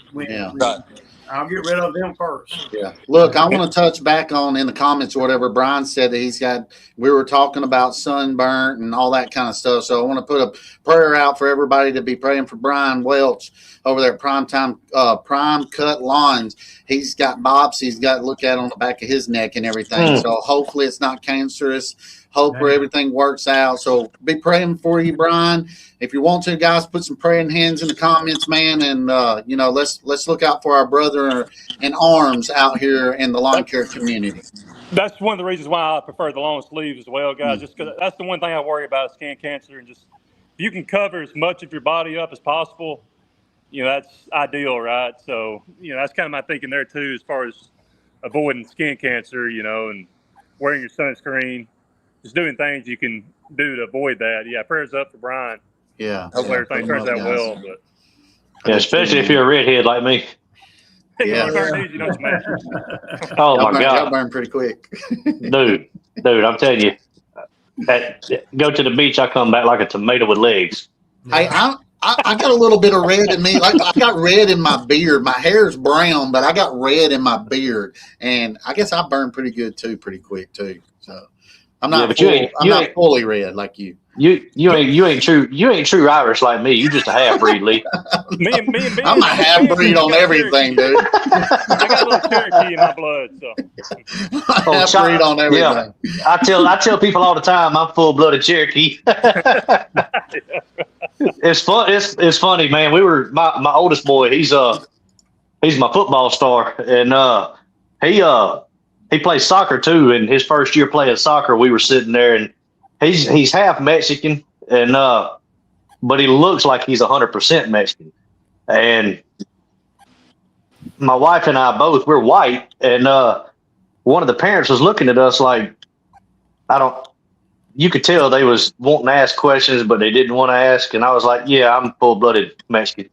And they looked at me kind of funny, and they were like, there's actually a redheaded Mexican that fights in the UFC, that guy, Camelo or whatever his name is. And I was like, I'm just kidding. There ain't no Mexican in me at all anywhere. But I agree with what the Tar Heels just said. Yeah. I agree with Texas that. Texas can mess you up. You're right, Ray. Yeah, I agree with that. Even though most of my customers, they want text, they'd rather do everybody. Look at this. Everybody rather do the text in any other way. Yeah. My mom knows that I read text messages wrong all the time with a customer. Yeah, you got to be careful about that. Yeah. But can't assume feeling in the text. Again, that goes back to knowing the customer. Having a relationship with the customer. I kind of know where they're thinking, where they're at, where they're coming from when they do text me, right?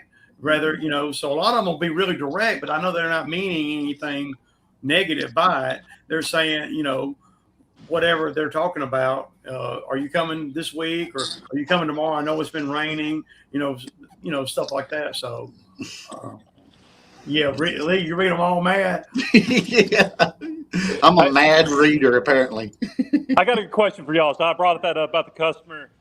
He essentially wanted me to drive back there and do that. And my thinking was it wasn't that huge of a deal to do it. So I was kind of hopeful that he would just be like, look, it's all good.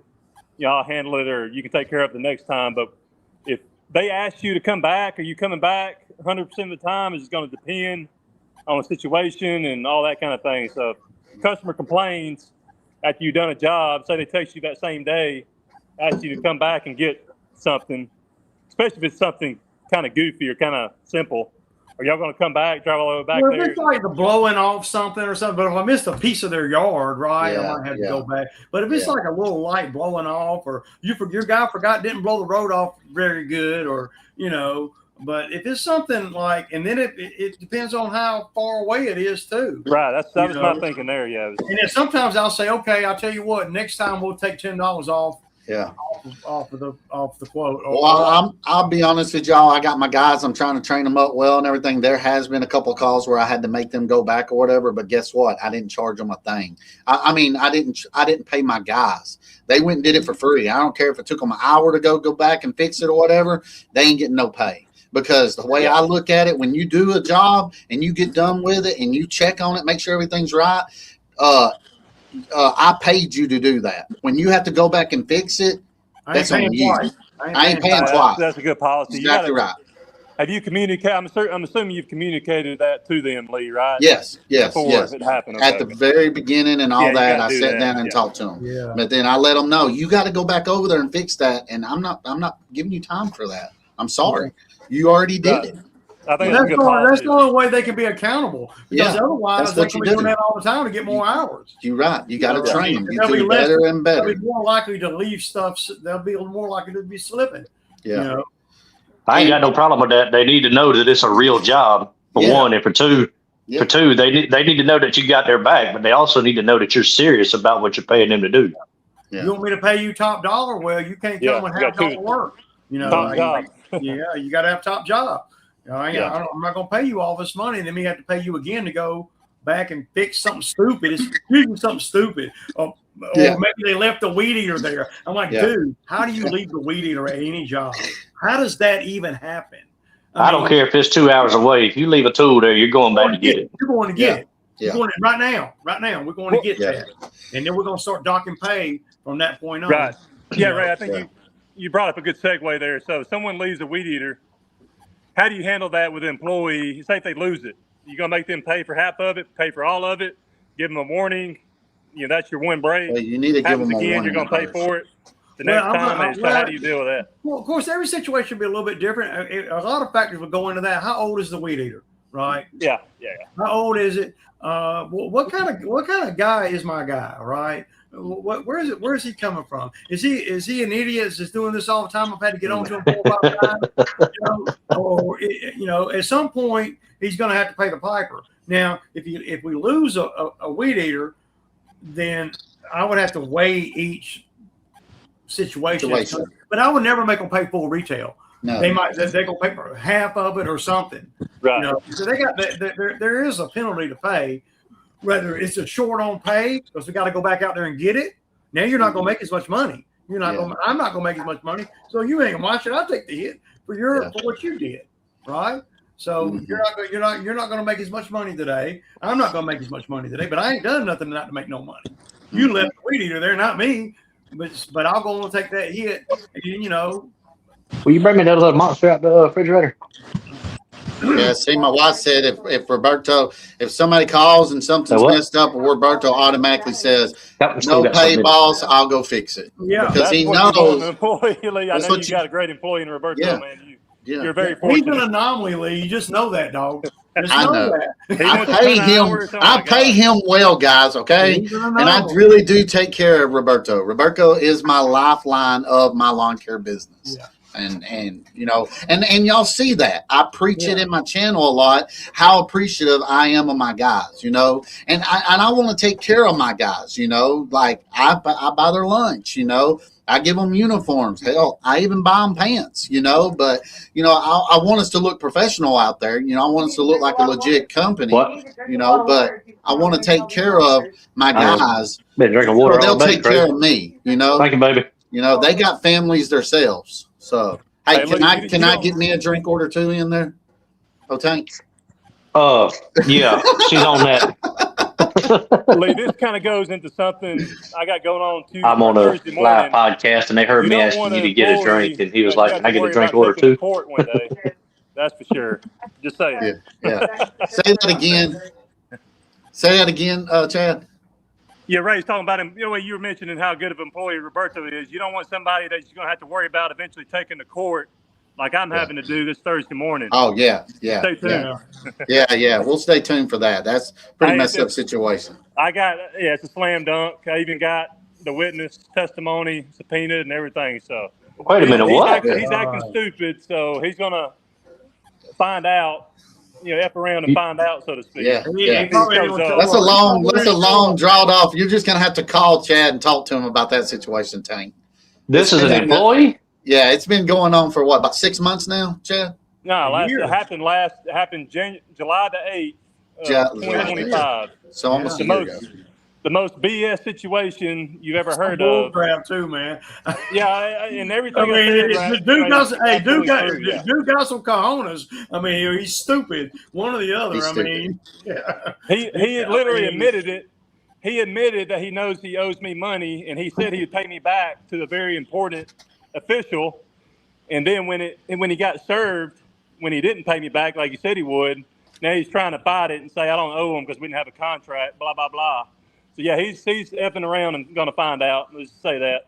Yeah, I'll get more money out of him paying the court fees, so to speak. It's just a headache. It's just a headache to deal with, though, And,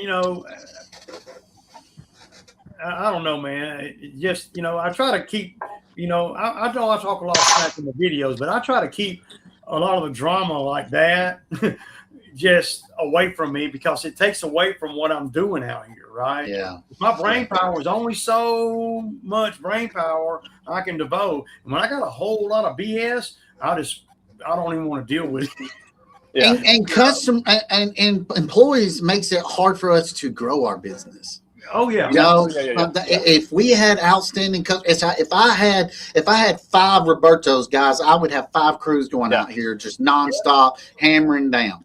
But like we all say, I'm very fortunate to have somebody like that. But I mean, Ray's getting a good one, you know, that he has now. You know, Phil's been real good for him. Yeah. Justin's doing really good for you now, Chad, or whatever. So hopefully that can continue on, Lee, and they're making good money. Cam. Oh yeah, Cam. You got a Cam. Yeah, sorry. All right, Justin, Cam. You knew what I was saying. You knew where I was going with it. And then Tank's got his son, so he's growing into the business or whatever, you know. So my son never really, you know, I got a 19-year-old boy or whatever, and there's a lot we can talk about that happened over the weekend with that. He borrowed my dump trailer and went to go get a gravel for some guy. The guy was going to pay him like $175, take it to him. He got on the interstate with his truck and my dump trailer, blew out 2 tires on the right side. And then I had to go buy tires. So it ended up costing me for my son to borrow my dump trailer. It ended up costing me $270, and he's making the money off delivering the gravel. In a half a day of time. Yeah. So did he have it overloaded? He said he put 2 buckets in the loader or whatever. But I think what it is he just kept running off the edge with the trailer or whatever and ended up blowing both tires out, which is crazy. It blew both tires out. Yeah, that's odd. I know. You know, that's odd. They're brand new tires on the trailer. Like they're nice, you know. Was he fishtailing over Yeah. there? Yeah, I think what it is, my kid, you know, he'll get out and do stuff or whatever, but you know, I've always tried to teach him, and he just don't take initiative to try to learn like my youngest does. And I think he loaded all of it more towards the back. Rear. Yes. Right. And then it just fishtailed like crazy all the way through there. Super dangerous. Dangerous. Oh, I know. Dangerous. And he did it at his yard where he works at 10 o'clock at night. So he went Saturday night to get the stuff. And I'm like, why didn't you do it during the day, man, when something could be open? You know, if you have a problem, you can run and get a tire or whatever. So my trailer stayed on the interstate for a whole night. I was so worried. Oh, no. Look, oh, no. I got it back. Hey, Lee, you see how that could have went south. Your trailer could be gone, right? Yeah, $8,000. You're talking about, you're talking about $8 or $9,000 for a trailer. Yeah. And all behind something that you ain't even earning. I know. I was in Mississippi when all this was going down. So I've been a nervous wreck there for a little while. I try to see that stuff coming before it ever even gets here. You know. Yeah. No, I get it. I don't let the guys use my dump trailer not to haul no weight. This is my boy. Well, you know, but still, you know, yeah, I'm trying to let him do stuff on his own. He's got to know a little something. To put the weight. Yeah, on, you know. I know. You know.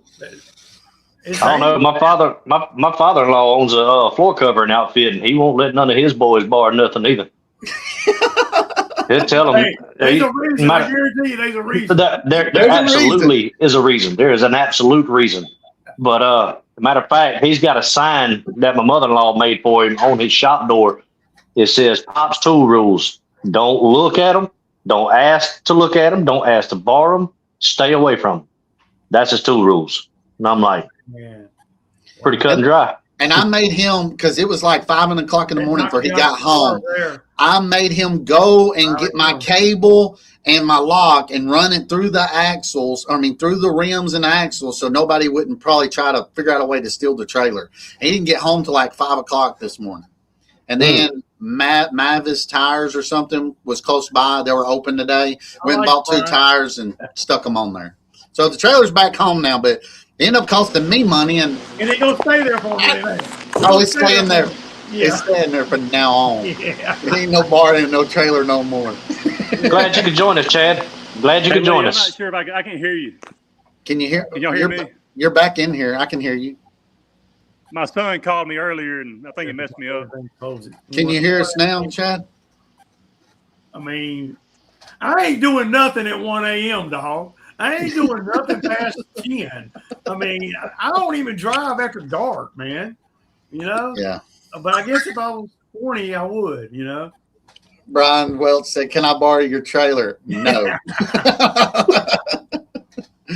No, you can't. And that's what I told my son over the phone, man. I was in Mississippi, you know, and he's telling me, "Dad, I'm sorry, but I blew both tires out on your trailer." And I'm like, I'm all in Mississippi. I'm like, how do you blow 2 tires?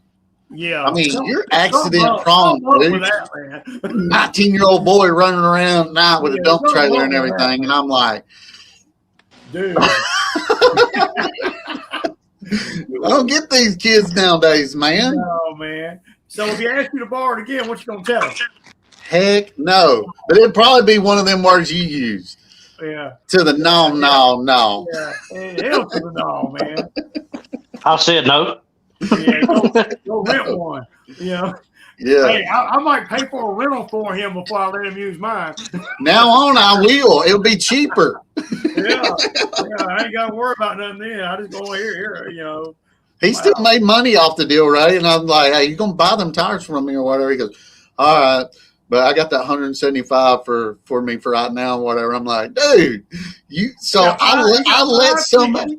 He got 5 tickets, ran $300 in fuel out, got 2 tires, and he made and he got that, but he got the 175, man. He's a good one, ain't he? He's good, ain't he, Ray? It's bad when you let somebody borrow your trailer and you up paying more if it was just sitting here in the yard. Hey, Ray, he spent 500 he spent 500 to get 200, Ray. Yeah, that's my wife. Yeah, that's my wife in the comment. Very long day, I bet. You knocked me off my swerve. 5 a.m. would knock me off my swerve, man. I had to take a day off just to recoup, man. Ray said it's hard out here on a player, y'all. It's hard out here, man. It's hard. It's hard out here. He said that video the other day. I about died. Chad, close back out and come back in and see if that helps. I can hear. Can y'all hear me now? Oh yeah, I can hear you. Yeah. Okay. Yeah, y'all came back up. I started hearing you again. Getting them phone calls. Your boy's still out of town, Chad? No, he's back. They got back Thursday. He's over at JJ's. My buddy or his friend JJ. I'm actually going to pick them up. They're going to be in the truck with me tomorrow, and Cam and Jeff will be in one tomorrow. So we're going to do 2 trucks tomorrow. Try to get off to a good start for the week. Get a lot done tomorrow. Damn, these kids are expensive. He's a $1,600 chainsaw on a $400 job.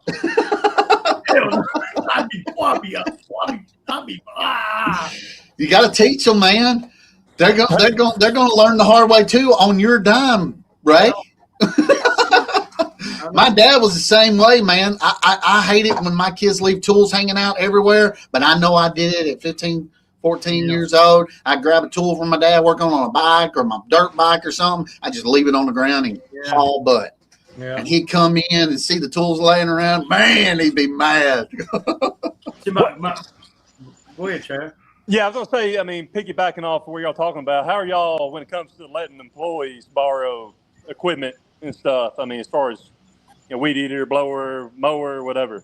I let Roberto borrow it anytime he wants. He goes and cuts his property with it or whatever. I let him take the landscaping truck, go over there, cut his yard, and come back. You know, I mean, I trust him that much, man. He's such a great guy. I let my guy use that old raggedy trailer I got. Yeah. Hey, Brett, I actually saw that. Brett brought it down here when he bought it. I let everybody use that. I let everybody use that. I don't even charge them. I don't know how you run that thing. I know, man. I know. All we do is just back them up on there every now and then. The lights work though, Chad. Do what? The lights work. Shit. Yeah, they did. Yeah, I agree. I give you that. But I was worried the mower was going to fall through the floor. The lights work, man. That's all I need, man. I got some. All that. Yeah. I got my landscaping trailer. The lights don't work, but what I did, I bought them magnet ones, and I stick on there and everything, and they do pretty good. Because they're set. Lights, man. The lights are set so low. Every time we dip somewhere or whatever, it knocks the daggum light off, either the right or the left side. So I said, heck, I'm getting the magnet ones, and I stick them onto the rail, and they hold the whole time, you know. And I'm like, the heck with that, man. I'm sick of putting lights on.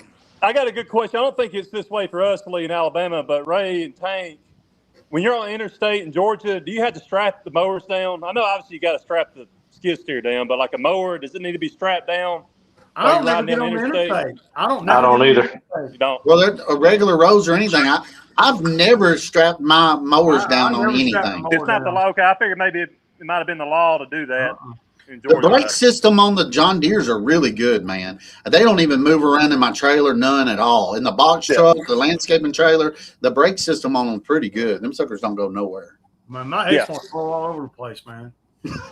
Those brakes will go out eventually. They'll roll all over the place, man. Yeah. I don't know why they don't just come up with a simple solution instead of putting these big discs, calipers, and all on the damn thing. Why don't we just put a bar that comes down on the back tire? Well, That's what they got on the rights. my stand-on, my old model John Deere did the same thing, but once the tires start wearing down, you lose the brakes, Absolutely. you know, Even because with it clamps down, but You can has adjust to the brake, tread. though. I never adjust the brake. Is that something you never tried to fix, Ray? Have you ever tried to fix it on laser? too? Y'all talking over each other. Go ahead, Chad. No, I was saying, have you ever tried to fix that? You know, when the parking brake goes bad on laser, which has happened to me with some of my older models. Have you ever tried to fix it? I never have. No. You know, have you ever tried to fix it? Something you've ever looked into? Wow. I look at it and I'm like, damn, man, you got to be a freaking mechanic to figure it all out. It's really complex, man, for a mower. Yeah. You know, it looks like a freaking caliper on like it's on my truck, just a smaller version. You know, Something I've noticed, Ray, since we have the same mowers, basically, Right. the Laser Z's. So whenever that brake starts to go out, I'll start backing it up the trailer because it tends not to move forward. right? That Because makes sense, as hydraulics. opposed, it moves Yeah. backward, if that makes sense. Yeah. So I'll back it up onto the trailer instead of going forward up the trailer, because it'll move backward towards the gate, but it won't move. It won't go forward if you back it up, Right. pointed towards the gate. Yeah. That makes sense. I've noticed that on some of the old ones I've had. I've even put pieces of wood on the floor of the trailer. Yeah. So I use the same two mowers, the same. Yeah. And I'll have like a 2x4, and I'll bolt it to the trailer floor. So my guy goes up over one, and then he gets over the second one. Bam, he's there, and that holds pretty good. And then the fuller you got the trailer, the less likely stuff's going to move around, right? Yeah. So if you got a 16-foot trailer and you put two Laser Z's and a push mower on there, you're full.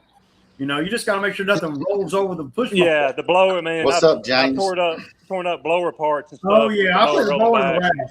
Now I don't use the racks for security. I use the racks so they don't roll around in the truck. Yeah. I don't lock the rack. It organizes it. Yeah. Right? Yeah, I hate clutter. Yeah, I'm kind of old about that too, man. I like everything where you can just grab it and go, and it's all spaced out, ain't slung, tangled up together, and all that. You know, we even have the weed eater string rack and all that. I've broken more weed eaters and spilt more fuel than I could care to remember in the back of a truck before I had the racks and stuff. And then you know the blower rack works good, and with the Laser Z's, and y'all know watch the channel. I got a weed eater on the mower with me all the time. The weed eater will ride right there everywhere on the trailer. Do you have a rack on the mower for the weed eater? Or No, you just those sit it on there? It's good on his. Those are junk, dude. I would never buy one of them. They're junk, man. They'll break a weed eater. Well, Buster's got one on one of his rights, and man, he swears by that thing. I can't. It might work better on a stand-on right or whatever.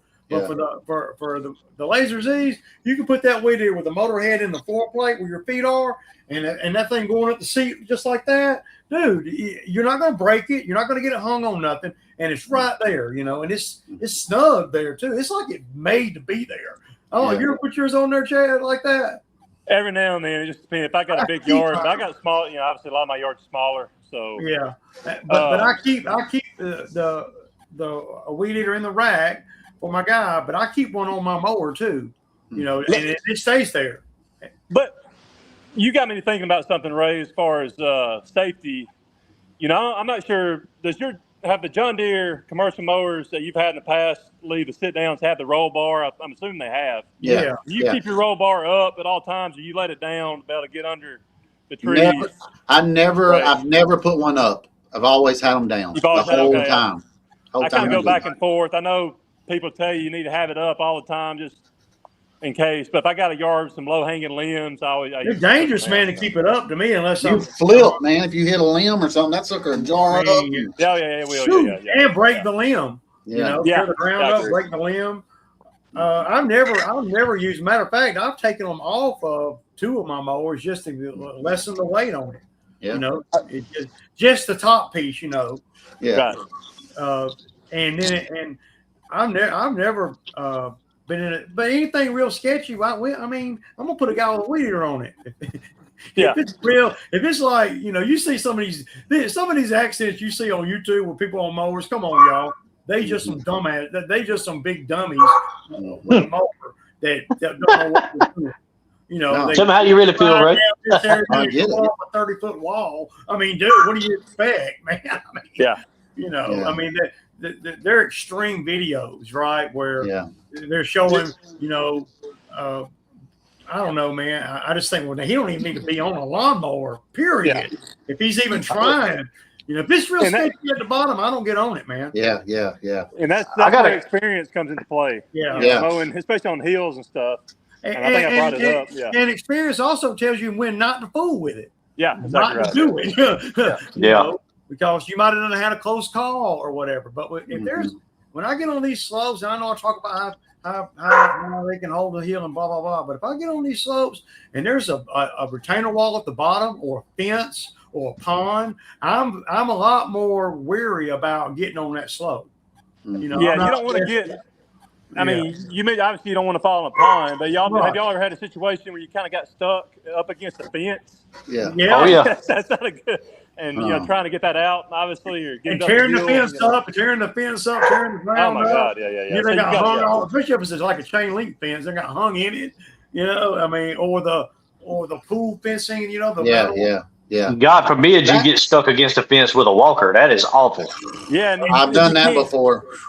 And that is awful. You're on the hill, and you got the fence right here, and you're up against it, and you don't slid down. So you done got 2 lines of tires coming down the yard. You tore the yard up, no traction. I mean, it's hard. A walker doesn't have a lot of pulling power, so if you got a yard with a narrow gate, good luck pulling that walker out with another walker. You have a hard time getting that thing out if it's the steep enough slope up against the fence. That's happened to me before. We were lucky to get it out. We had to push it out. Yeah. But yeah, man, I mean, I couldn't imagine. These X-Marks are like tanks, man. I could pull out. I pull a truck with that damn thing, man. Oh yeah. I mean, if you're on concrete or asphalt and you're going backwards, you can pull anything, man. I pull the man lift around. You can pull just about anything. Now, if you're going forward, it'll. When I'm pulling something with a zero turn, I'm pulling backwards. We've both done this in videos, Ray. As far as and I do with the fire, we're pushing big logs. With the wheel, obviously you got to watch the front wheels not mess them up too bad. But you can push big logs, roll them using that laser, and I'm sure y'all can too as well. Other mowers. I do it with my rights all the time. Let me touch on this situation right here. My wife just made a comment or whatever. We had a friend fall off in a river and died last year on a lawnmower, trapped him up under it. But a couple weeks prior to that, he was asking me how to cut it. He said, what's the best scenario for me to cut it? And I said, well, how steep? And he says, right up on the edge of the river, and it's got a drop off, but it's steep. And I kept telling him, dude, you just need to weed eat that section or whatever. Don't get down there with the mower. And sure enough, he flipped off into the river, and the mower trapped him, and he drowned. I'm curious, did he have a roll bar? No. I don't think he had the roll bar up. I don't even think his mower might not even had the roll bar. You know, it was not a commercial mower, but he was just getting into the lawn business game. He was just getting into it, and that happened. It would be hard to flip one of these Laser Z 60-inch mowers with the twill tires. It'd be hard to flip one, dude. I mean, I got a question. I got a question for y'all about these X-Marks and Laser Zs. I don't know if it's like this on all mowers or not, but going backwards up a hill, is that something you can do with a Laser Z? No. So it's like that with all mowers then. Yeah. A walker actually probably does better. Yeah, walker. Well, the walker.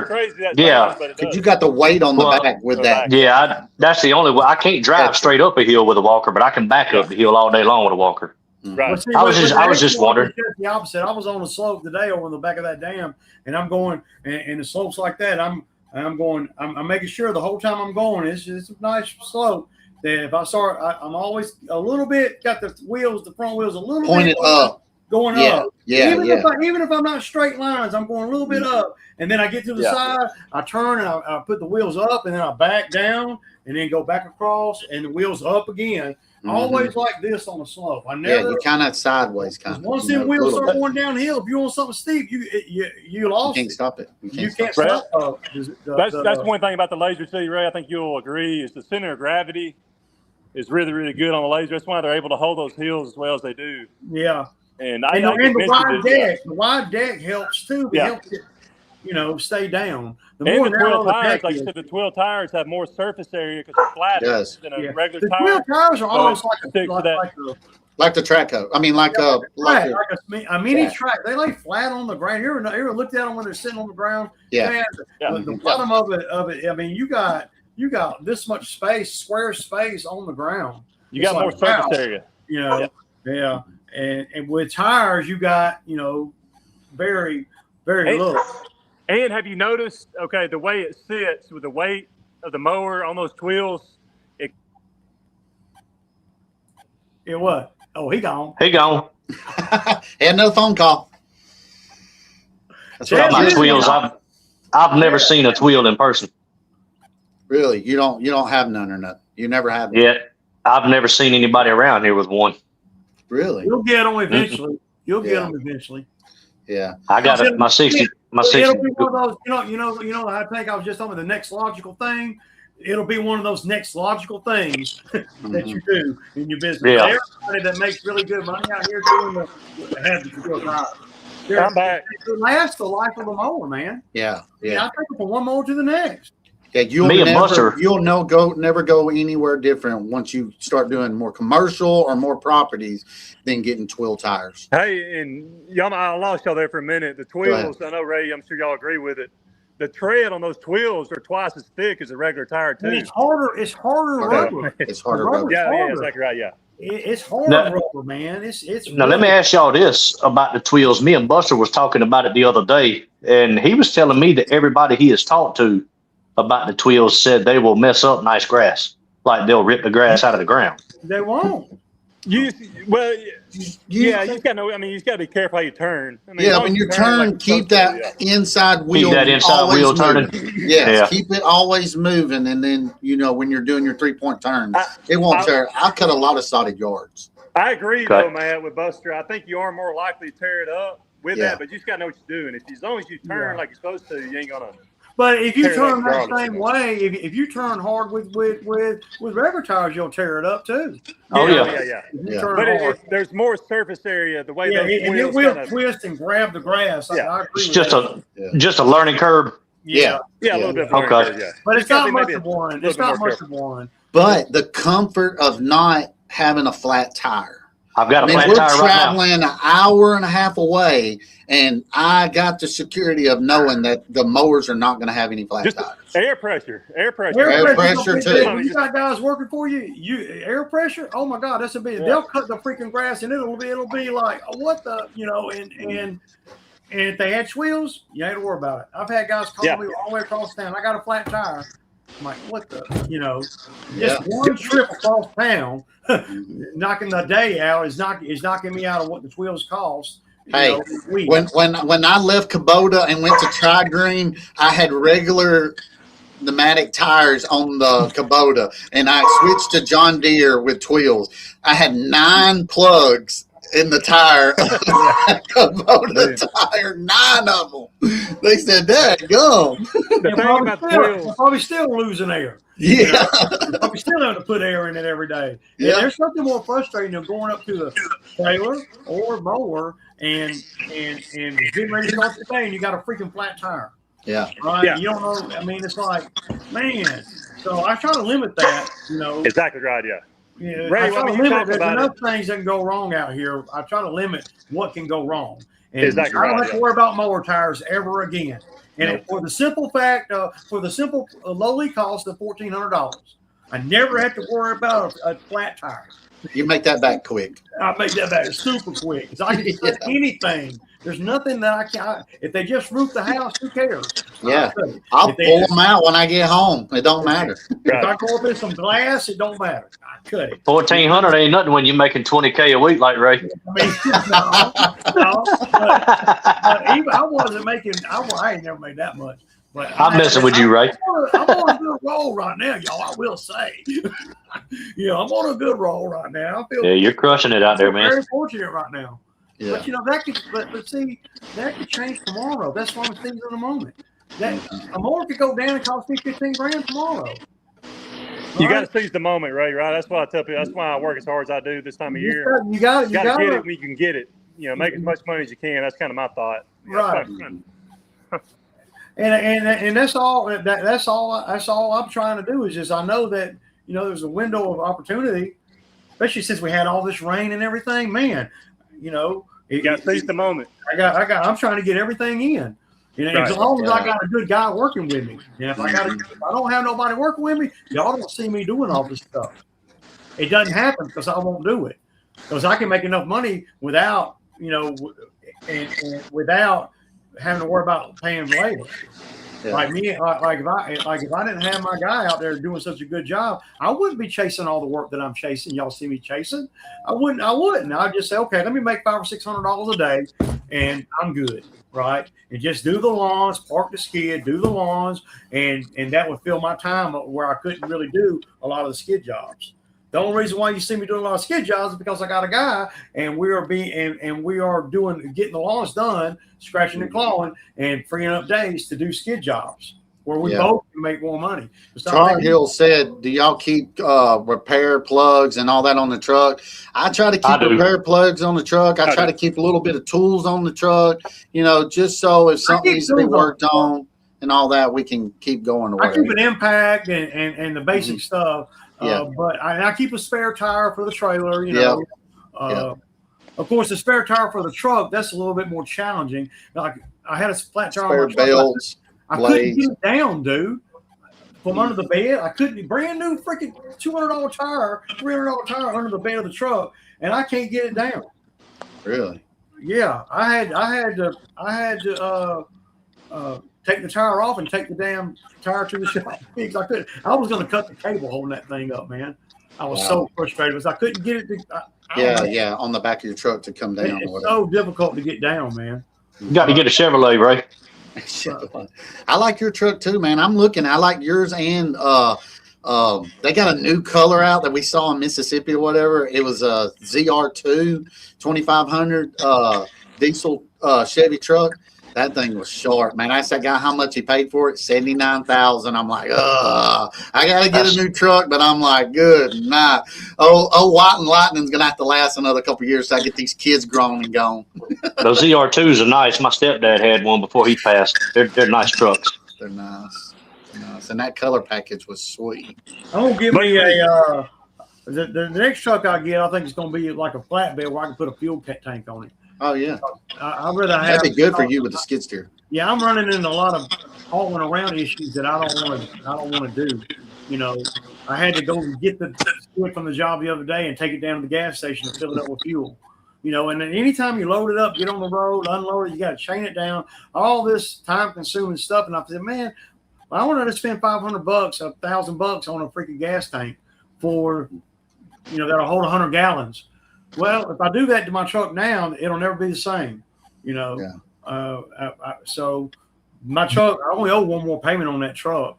So now I'll just probably buy another truck. You gonna get a diesel? I might. I'll have to do some research and look and see. My mechanic says, I don't really need a diesel. But even pulling that skid steer and everything, I can't believe you don't have to have a diesel or whatever. That F-250 pulls good. I see it in your video all the time, man. That's why I'm wondering.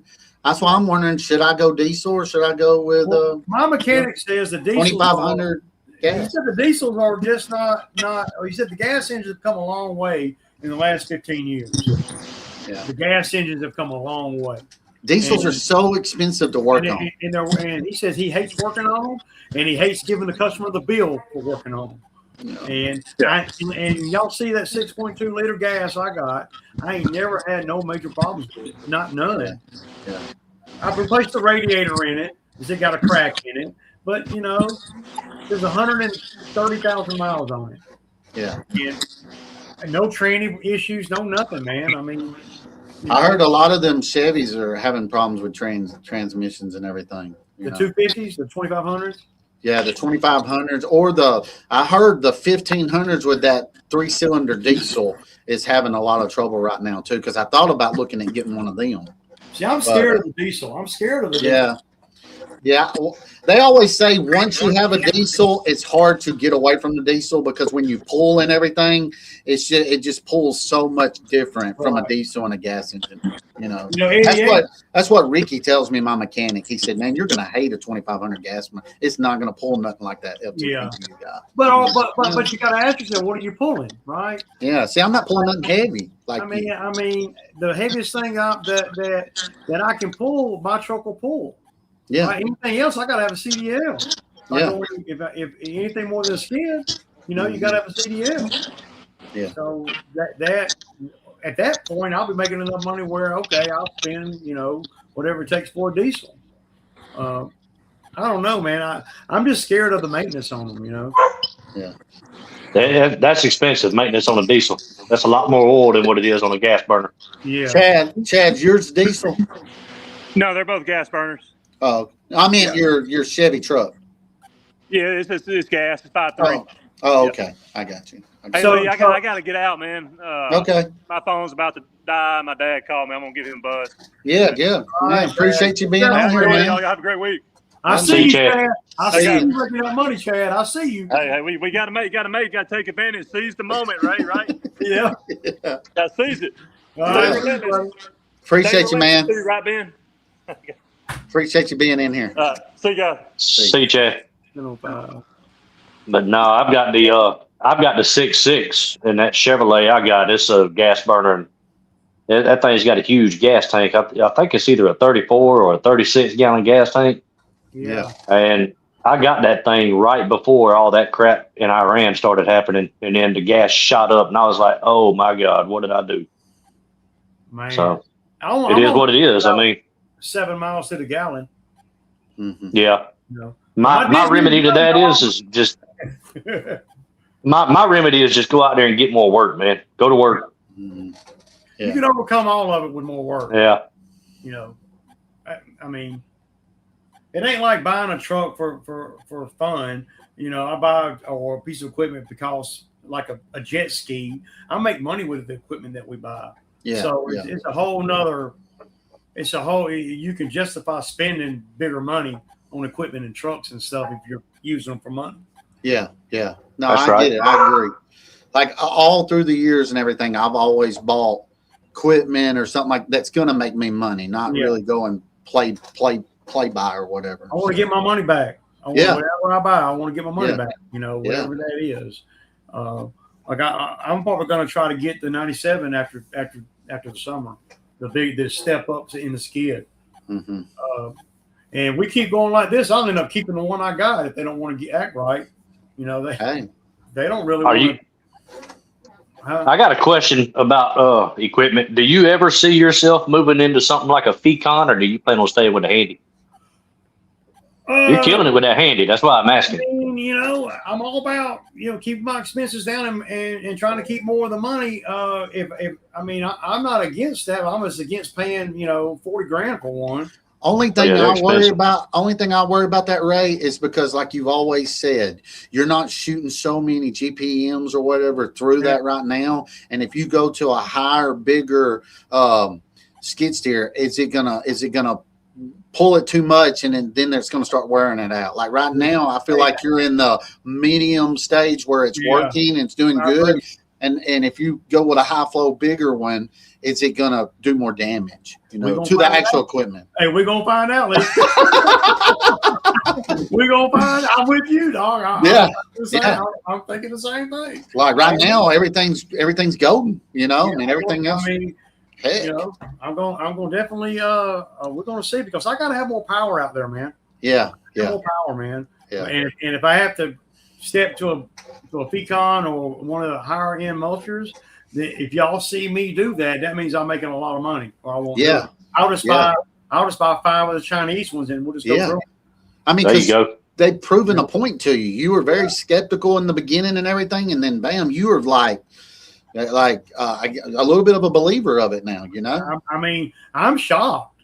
Yeah. I mean, dude, I'm just as surprised as anybody. Every time I do a job and I get through it, and I'm like, damn, I just made another $3,000 or whatever, and I only paid $3,000 for the freaking mulcher. Yeah, I've done 100 jobs for $3,000. Yeah, it's like that's what I'm saying. And all I'm doing is just pumping grease in it. I've only broke one belt. Yeah, one belt. I mean that's kind of how I've been with my little Chinese little machines or whatever. I mean, they're making me money. Yeah, you know, and I paid for her, and I'm doing smaller landscaping jobs, but I mean, it's the proof's there, you know. And I never would have thought that the handy mulcher would be still here today without me being on my 5th one by now. You know, I still got the original 2, and they both work. Come on in here, Brian. If you want to come in here, plug in, man. You're welcome to get into the live and talk to us for a second. Yeah. Is Justin somebody that's capable of doing that too? I don't know. Yeah, I can't see that right now. He's good on the mower. He's really good at the lawn maintenance stuff. He knows. He knows where to weed eat, how to weed eat, when to weed eat, and that's critical right there. He moves fast. He moves with a purpose. He seems like an anomaly. Yeah, he don't miss nothing. But there you go, Brian. You got to think about making more money. Sometimes the guys that are like that, they're usually when they start making really good money, things start happening in their off time that affect them about their availability. So that's what I'm always, weary of. I get a guy that's got the experience he's got, and he's not working for himself, or he's not, doing his own thing in some way. If Brian gets in here, guys, I want to talk to him since we are talking about equipment. He's got that what is it called? That Ventrac. Yeah. It says device not connected. All right, hang on. He's probably coming in here. Wait for him to pop in, and let's talk to him because he did a video or just talking about. What's up, Brian? Talking about doing the grading and everything with it. He's doing a lot of stuff, Brian. Look, he's got a coat on, y'all. I know it's cold there. I'm ready to come out of my shirt, and he's got a coat on. It's Ray. It's 50 degrees Fahrenheit, and it's raining outside. My dream. And it's 12:15 in the afternoon. Are you in Australia? Yeah. How are you, Tank? Nice to meet you. Good, buddy. How are you? Nice to meet you. Good. And I've never spoken to Ray before, so g'day, Ray. And I've never actually spoken to Lee before, so g'day, Lee, as well. What's up, man? Nice to meet you, man. Yeah, it's great. I see all the videos, and I'm in some very illustrious company at the moment. We got regular people, man. No, Ray's big dog. Don't even start, Ray. Again, Lee. He's talking about Ray. Me and you, we're bottom feeders, like you said, bud. Only in the top corner right now. I've just been doing the YouTube longer than these guys. That's all. That was one of my things, man. When I started my channel, and I told my wife at the beginning, if I can meet Ray or get Ray on a live, if I started doing lives, that would be a great compliment for me, man. Because Ray, I've been watching him for about 5 years or so now, and it's just amazing, man. Like, he puts out a video every day. He shows you what he's doing. He shows you how you can make money, and his channel needs to be way bigger than what it is. I can't believe he ain't 100,000. Smack too, and talk smack. Yeah. So. No, I agree. Yeah, I agree. I watch lots of people. I've been watching Ray for a long, long time, and because a lot of your yards, Ray, are the same as mine. Yeah. And so I've picked up a lot of tips, and I know Doc well and all that, and I watch Randall as well. I watch you, Lee. I've started watching you, Tank, as well, and you just pick up stuff. You just pick up stuff every day, and you think, can I use that in my business? And and then I watch other stuff, and particularly, with Ray, with the skid steer. I remember the little bobby you had, and you start thinking, can I use that in my side of things? And I saw the Ventrac, and the Ventrac suits me more than a skid steer, with what I've got in my area, and it's not my total business yet, because I still want to do my lawn mowing, but it will gradually take over because I'm not getting any younger. And I know we've, on our chats, Ray, on your videos, I've said I want the machines to do more of the work. Yep. Well, I'm 63 and I get home sometimes and I'm just wrecked, so that's what I want to do. And that's why I got a stump grinder recently, and I got the power rake, and I think the power rake's my new favorite attachment. It's unbelievable. Yeah, and it's amazing. So I've got that, and I got it's got what they call a power bucket. It's not like a loader bucket, but it lifts it maybe a foot or so off the ground. But I finally got the grapple to go on it, and Ventrac don't make those grapples for the power buckets anymore. So I got one of the last 6 that came into Australia. So I'm very happy about that, and that'll help me with cleanups and all those sort of things. So we have, we call them blockies. They might have 1, 2, 3, 4, 20 acres, and they don't have the equipment. So my view was to offer a package that, I use the tough cut deck, power rake, clean up stuff, stump grind, and that's been my thinking about it. I tell you what, the Ventrac's a versatile thing. Yeah. It's and you don't have to. It's not big boy weight either. It doesn't weigh like the big skid does. How much does that thing weigh? Maybe 4,000 pounds. No, the Ventrac, Ray, is 800. I think it's with the joules. It's 880 kilos. So that's times 1,700 pounds. That's 1,900 pounds. 9,800. 1,900. 1,900. 1,900. Yeah. That's lighter than that SCL that Chad has, and it's lighter than the Toro mini skid too. Yep, slider. One of those forestry mulchers, one of those big forestry mulchers like the Pecan, they weigh 2,000 pounds. Just itself. Yeah. The mulching head, So Brian, you're more into property management, like land management.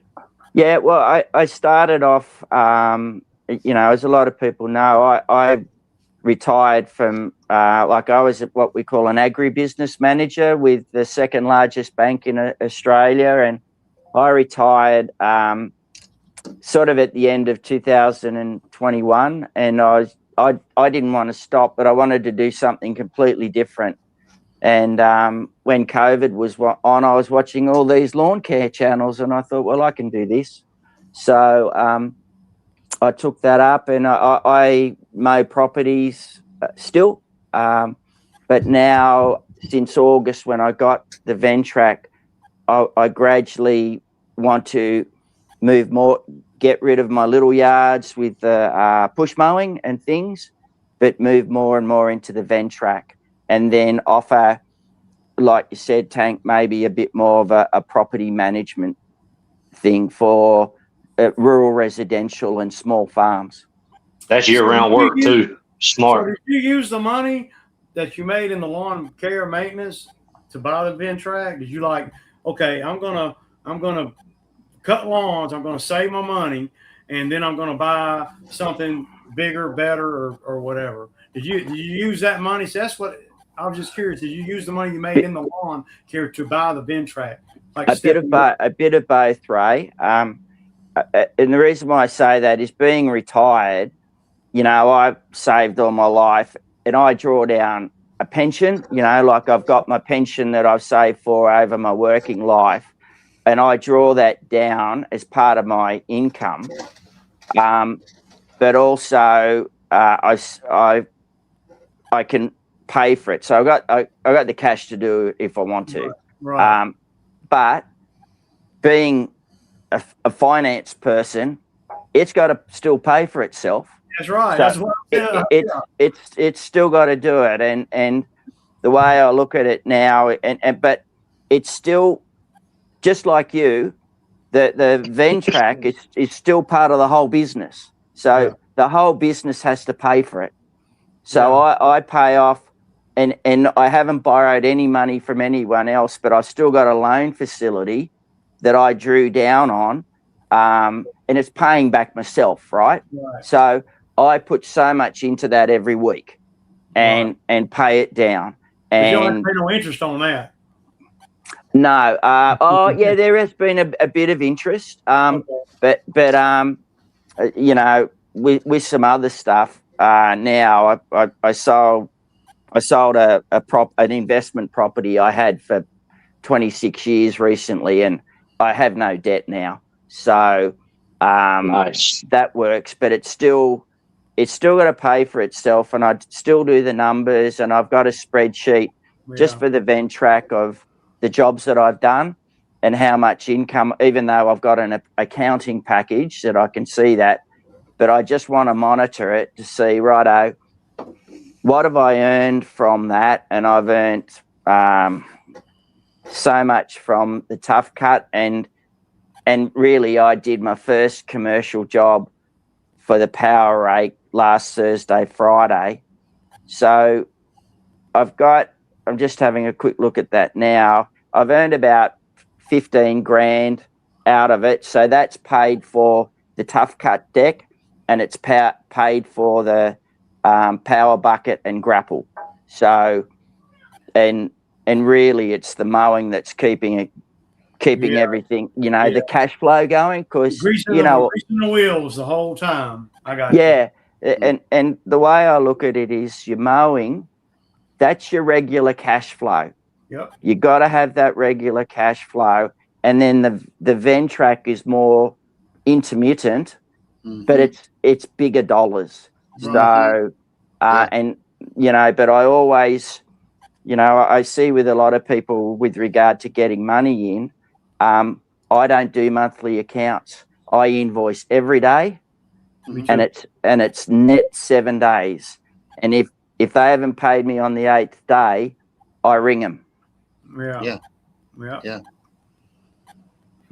that's awesome, because you know you're building up, like you were saying, the lawns is cash flow, and that's kind of how I look at it, and I'm sure Ray and Tank looks at it. The landscaping is extra for us. You know, it's a bigger ticket item. I'm not doing a whole lot of them a year, but the ones that I am doing or whatever, I mean, that's just extra money for me, you know, to put back in the bank to eventually buy more equipment or better equipment and all that kind of stuff, you know. So well, the lawns is money that you can see coming. Yep.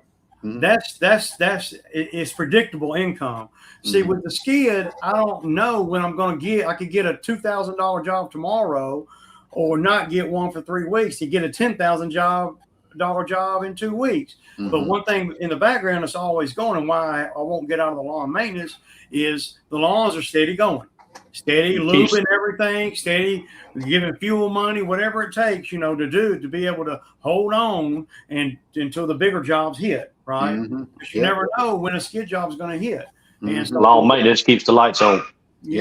And the lawn maintenance, even though it's pretty profitable for me at this point, because I've been doing it so long, because my density is so good, and over the years, you've gotten the density where it's like, man, it's like, it's just really nice, and it doesn't cost me as much to do lawn maintenance now as it did in the beginning. In year 5 or 6. You know, it costs me I got a question for you, Brian. Over in Australia, I mean, I've only seen a handful of stuff out of Australia, like as far as lawns and everything. Are most of the guys over there mowing with a real mower, or are they using zero turns and standers? Tank, I think it just depends on the property. You know, whether they're doing little residentials, it'd either be a push mower or like a self-propelled. I've got I've got a couple of 42-inch little Bobcat ZT 2000s, and they do the work that I need to do. A couple of those properties, they'll have funny little areas that I'll still have to have a push mower with me. But I also try and be a bit picky in that if I'm not taking on any more residential anymore. I knocked a few back the other day because I want to move that way. But I also pick the yards that I can do with a 0 turn. Or I've got a Toro, the HGX 30. So I really don't want to use the push mower anymore. Yeah, me neither. Me neither. I ain't had a push mower in 10 years. I've got one yard that I use a push mower on, and the only reason I got it right now is because I misjudged the size of her gate at the very beginning of this season, and I don't want to leave her hanging right now. So at the end of the season, I'm gonna let her know, like, hey, you need to find somebody else. I'm not in. I've got a bigger ZT 6000 52-inch, and it's interesting when I was listening to you guys talking before about the opportunities that open up when you get a new piece of equipment. That happened to me with the ZT 6000. I was able to step up into those bigger properties, and that was part of the growth of the business. Yeah. And I guess then with the ZT 6000, then I started, when I saw things about the Ventrac, you just sort of think, well, I can do that too. It's just not funny how things work, but it's just a progression, isn't it? Yeah. Yeah. Well, you learn what's required to where you can make more money with less labor. Mm-hmm. I'm steady thinking like that, especially as I get older. I want to make more money, and I want to do less labor. I mean, and get paid more for what I know as far as equipment and how to price and everything than what I do, which is push mowing or whatever. Right. Mm-hmm. We got 3 push mowing yards, and the only reason why we're still doing them is because they're concentrated in an area that I'm in already, and the customers are paying top dollar. My density, like if I dropped them, it wouldn't make good business sense based on where they are. But I'm not taking on anymore. Push mowing. We got 2 of them next door to each other, and it's a little bitty areas in the back, and then I got one with a pool, and they can't cry about nothing. They can't, if you miss a spot, none of that. They're on thin ice with you, right? And the only reason why that they think that they're in good standing, and they are as far as money and what they and how they pay, but they're really in good standing because I'm doing all their neighbors, see, and I'm already there. So it's a 15-minute thing to make another $80, and that's my, Yeah. So you've got a way with words, Ray. You make it sound funny. You're like, yeah, they're on thin ice and they ain't even done nothing wrong. Yeah. He's in live reading mad text. I think I got a unique way of seeing things. Yeah, and, but it's the truth. I get it. Yeah, it is true. It's very true. Here's the truth, and you're just looking for a reason, man. Yeah.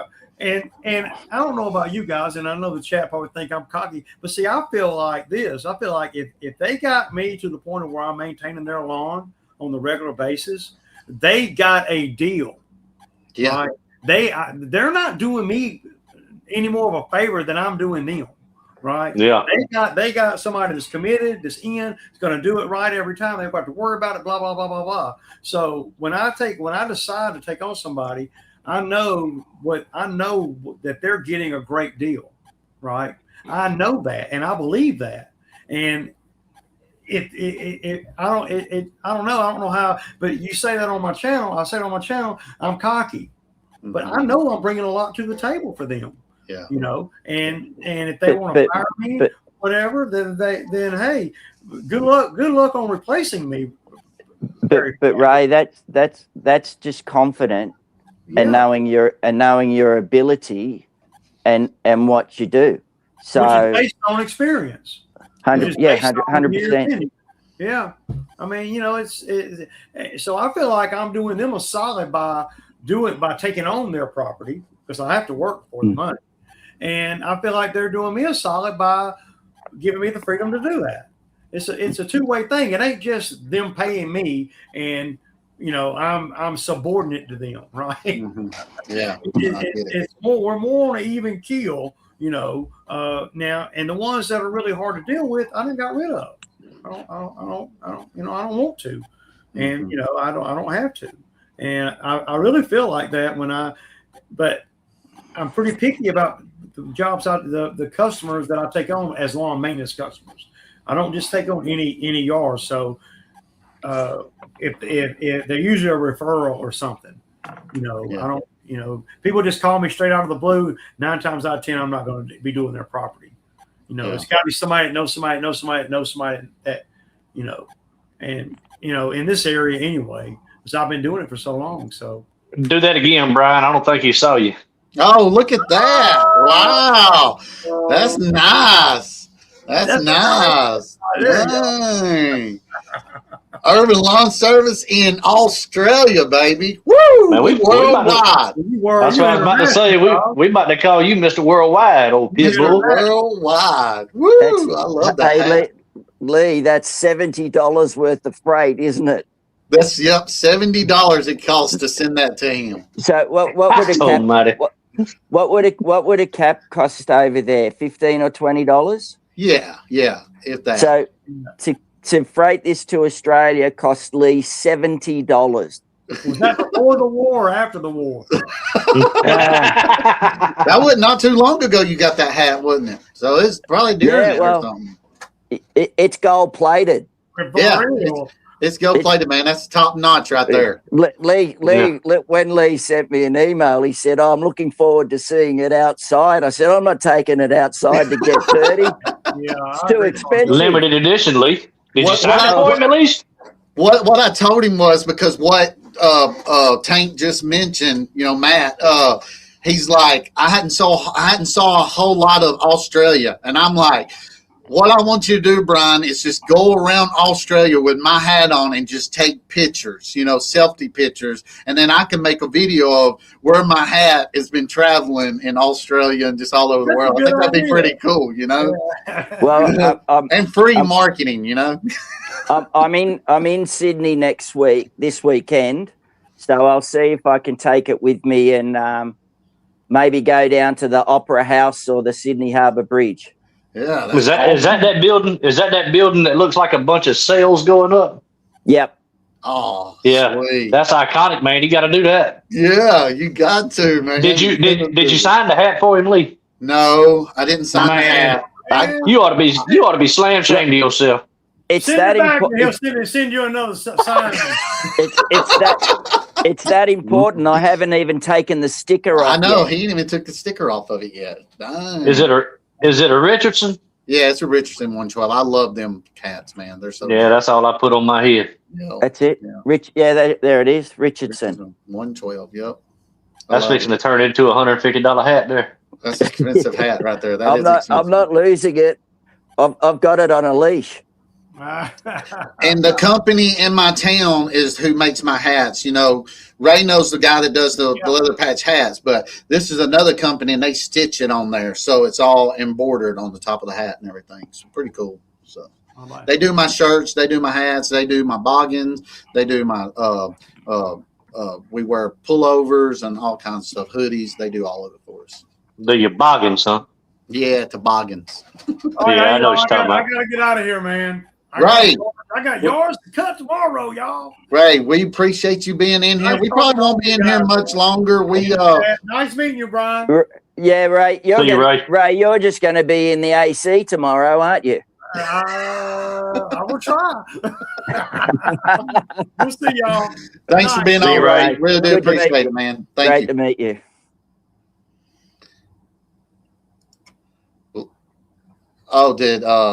Where's Tank? Tank. Oh, right. there you go. Okay.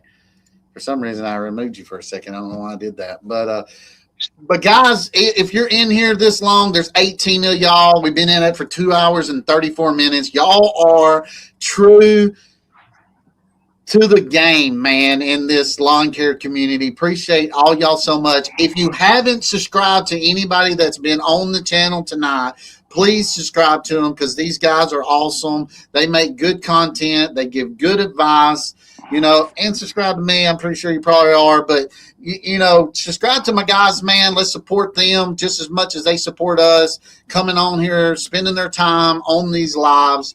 I mean, it's incredible, man. I'm so happy that I've created a live that everybody can come in every week. It's on a certain time, and everybody can get together and talk about their week, talk about whatever lawn care related. So appreciate y'all. So go check out Ben over at the Stay Relentless podcast too.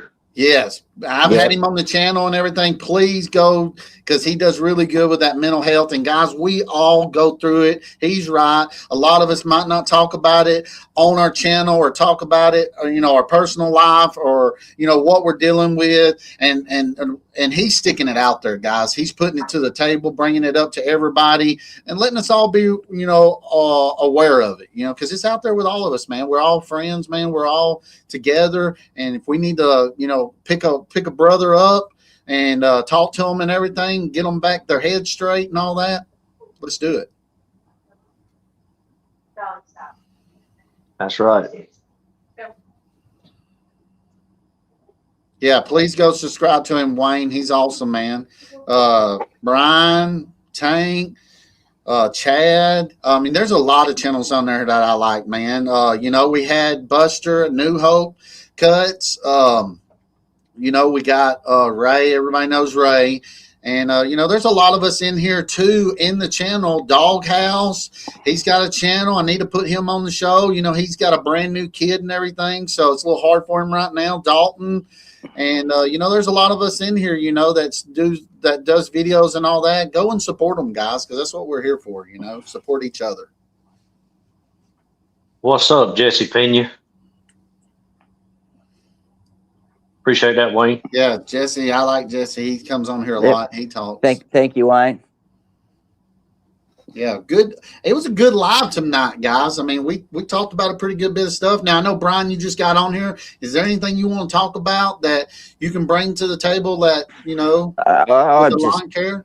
I'm just so thankful you guys, not just you guys, but everyone that I know in the United States has just been so welcoming and generous with their time and information and let's call it camaraderie and friendship. It's just really great. And I just, it helps keep me motivated as well. I think as you get older and those sort of things. So no, just so thankful for people more or less inviting me into their homes. Yeah. And we like having you, man. If any of y'all have any questions to Brian about his equipment that he's running, showing on his channel, right now's the time, man. Ask him a question, man, because we got him on here live. So glad we got him on here live. I want to do a complete live with you, Brian, and we can discuss a lot more. So in the next coming weeks or whatever, if you want to get on, and we'll do a whole live with you and kind of just go over, full details on everything that happens over there and that where you started from and all that. I know you're jumping in here late into the live tonight, but definitely want to bring you in for a full live. Yep, no problem. The next Monday and the following Monday, I could be away. So, but we'll schedule time. Yeah. But no, that's no problem when we can sort of schedule it in. Especially right now, you're opposite of us. Your season's starting to wind down. Hopefully, you got a little bit more time on your hand because, like you said, it's like 12:30 or 12:40. Yeah, it's winter.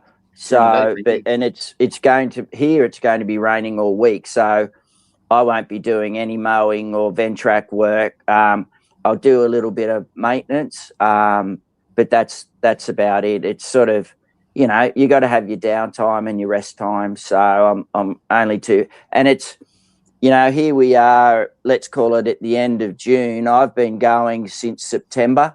So, you got to have a rest. Yeah, you got to have a break a little bit in this business and everything. That's why I'm glad we had the winters and everything slow us down a little bit, because for 9 months or 10 months, man, we're getting after it, So it's good to have a little downtime and to get the equipment back ready and all that kind of stuff. And as you say, Lee and Tank, you guys are different to me here. You've got that, and Ray and Chad, you've got that humidity which just knocks your socks off, doesn't it?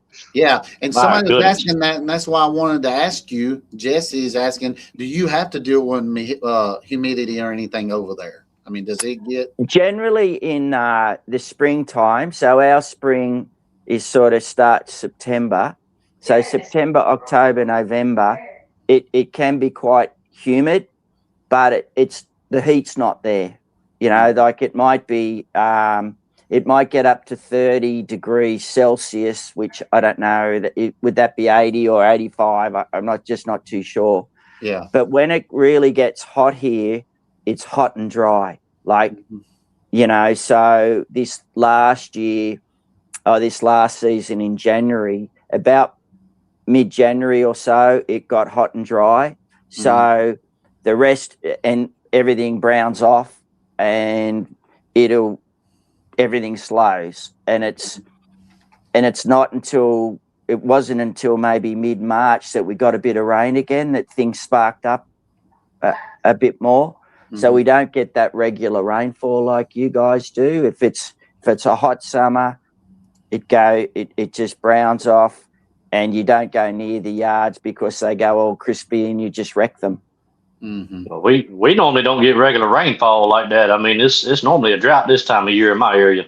Yeah, mine too, man. We usually get heavy in the springtime, and then, towards what Tank's saying right now, we start drying off. The stuff starts turning brown. But we had an opposite year this year, man, which is good on my end because it'll extend that season out for us a little longer. It's going to extend it out so stuff don't start slowing down.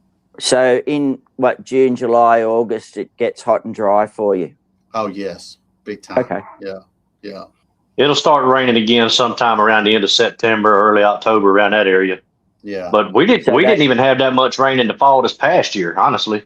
No. Rained a lot over the winter and rained a lot this past month, but it's been a dry year.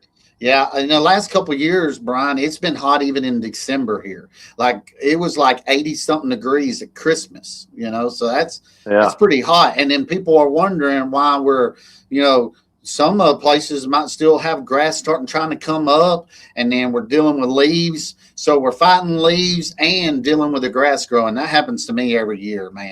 That's interesting. That's interesting, Lee and Tank, because your December is my June. So I've been working all June. So it's been a funny year because it's been a very mild start to the winter. And that's not necessarily the grass growing quickly, but just all the weeds. So you still got to mow the weeds. Yeah. So that's very interesting that you had a mild December, which is sort of the start of your winter, isn't it? Because we followed you by 6 months. Yeah. So, I mean, it's a good thing, but at the same time, you kind of look forward to the off season. Once you get into them 100-degree days and it's consistently 100 degrees for about a month straight, you're like, all right, it's time for October to come in. Yeah, they're showing 97 all week for me. Like my temperature ranging up to 97, but just because it says it's 97, then they got the feel like on the app, and the feel like on the app might be 108 or 19. Well, that's what it should be. If it feels like 110, then they need to tell you it's 110. Yeah. And I'm gonna tell you, that kind of weather right there will make you ready to fight. It really will. You better be powdering them bad boys up, You're gonna have some. You're gonna be raw and walking funny, Better walk right, dog. Better walk right. Yeah. Don't be walking around with no brand new blue jeans on. It's miserable here, Brian, because it's like the moisture in the air, and it's like you can't even breathe. Like you're trying to find oxygen. It's like it's really suffocating you. Really clammy, really thicky, sweaty, just thick air. And it. Yeah. That's why we have to be really careful with staying dehydrated, keeping something kind of cool towel on us or whatever. But I mentioned it to Ray earlier. I really don't agree a whole lot with, getting in the AC, getting in the heat, getting in the AC, getting in the heat. It is not good for your body to change the temperatures in your body so drastically. It's not. It's not. Yeah, It causes strokes. Yeah, I get it. I get we call it crook, like as in ill out of it, because of the hot cold. So I would, when it is getting warm and it might be like 90 or 95, I'll just have the windows down.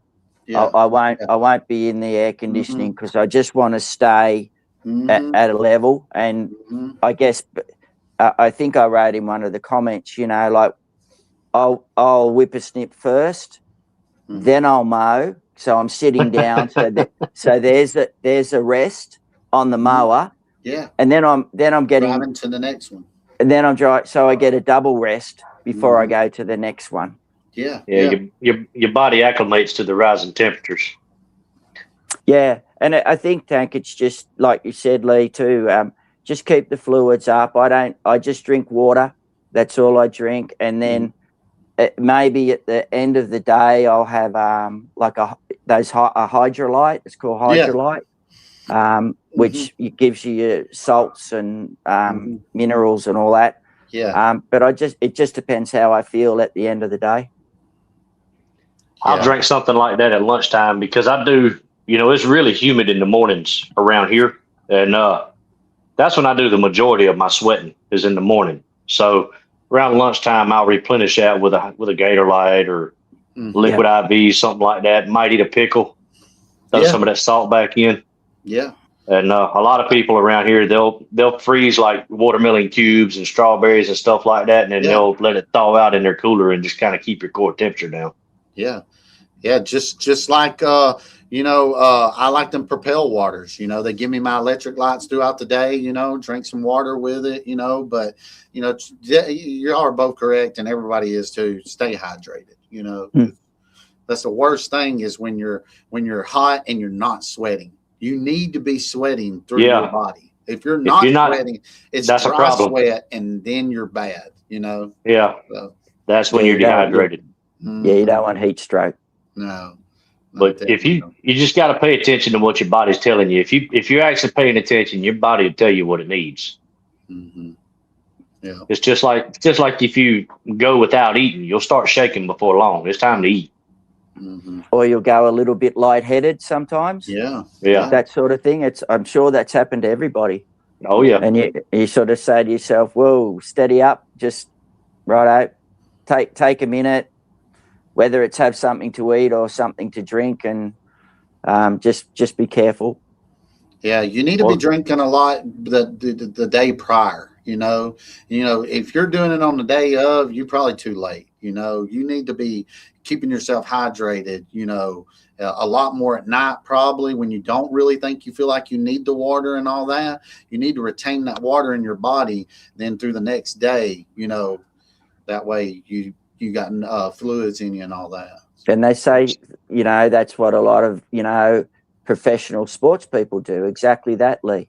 Yeah. Hydration starts 24 hours prior.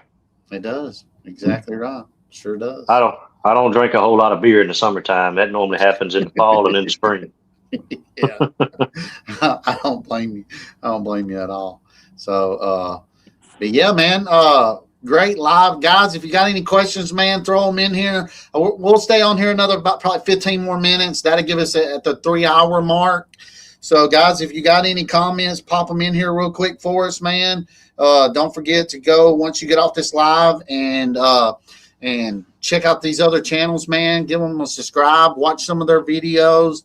And a lot of I know it's late into this to come to bring this up or whatever, but a lot of y'all are watching my lives throughout the day, the next day while you're on the mower and all that. So I really do appreciate that. I get a lot of views after the fact. So I appreciate y'all. If you're in here and you missed the live, thank you so much for coming back in, rewatching. We had a great live tonight. A bunch of people came in. I was so proud of it. And yeah, man, appreciate it. So yeah, throw some comments in there, and the next day, if you want to throw in some comments or whatever, I'll feed you back on whatever the question you had since you went in the live. Somebody said I keep a gallon of water, a cup of Gatorade, and then eat watermelon, kiwi, orange slices, green tea, cup of peaches, and take a scoop of pre-workout. The scoop of pre-workout or whatever. There you go. That's Jesse or whatever. He commented that, so I put it on there. Yeah. And that's a good last point there from Tahil there, Lee, too. If you're thirsty, it's too late. Yeah, if you're thirsty and you're out there, it's too late. You should have been, preparing a little bit sooner than that. You got to give yourself something to sweat out. Mm-hmm. Yeah, if you're not sweating, you're in trouble, especially if you're out here in this heat and you're working. You need to be sweating, and you got to drink a lot of water, man. That's just part of it. You got to retain it back. Well, fellas, I'm about to hop off here, man.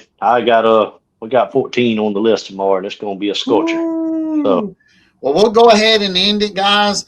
Thank y'all so much for being on here, guys. I really do appreciate it. Thank you, Matt. Thank you, Brian. Like I said, in a couple weeks prior, we're going to get Brian on here and do a full live with him. He's got, I'm sure, a lot of interesting stuff that he can talk to us about. So if y'all want to say goodbye to him or whatever, we still got like 13 or 14 people in here. So pretty cool. Looking forward to that one. It's nice meeting you, Brian. You too, Tank. Great to meet you. Lee. Thanks, Lee. Thanks for letting me up. Have a good night, everybody in the chat. Lee, take it easy, bud. All right, man. Thanks again for coming on here, man. I appreciate it. Yep. Thank you, Yes, Brian. sir. Guys. Thanks, Lee. Thanks, everybody. Y'all have a good one, guys. We'll see y'all next time, next Sunday, 7 o'clock Central Eastern Standard Time. See y'all, guys.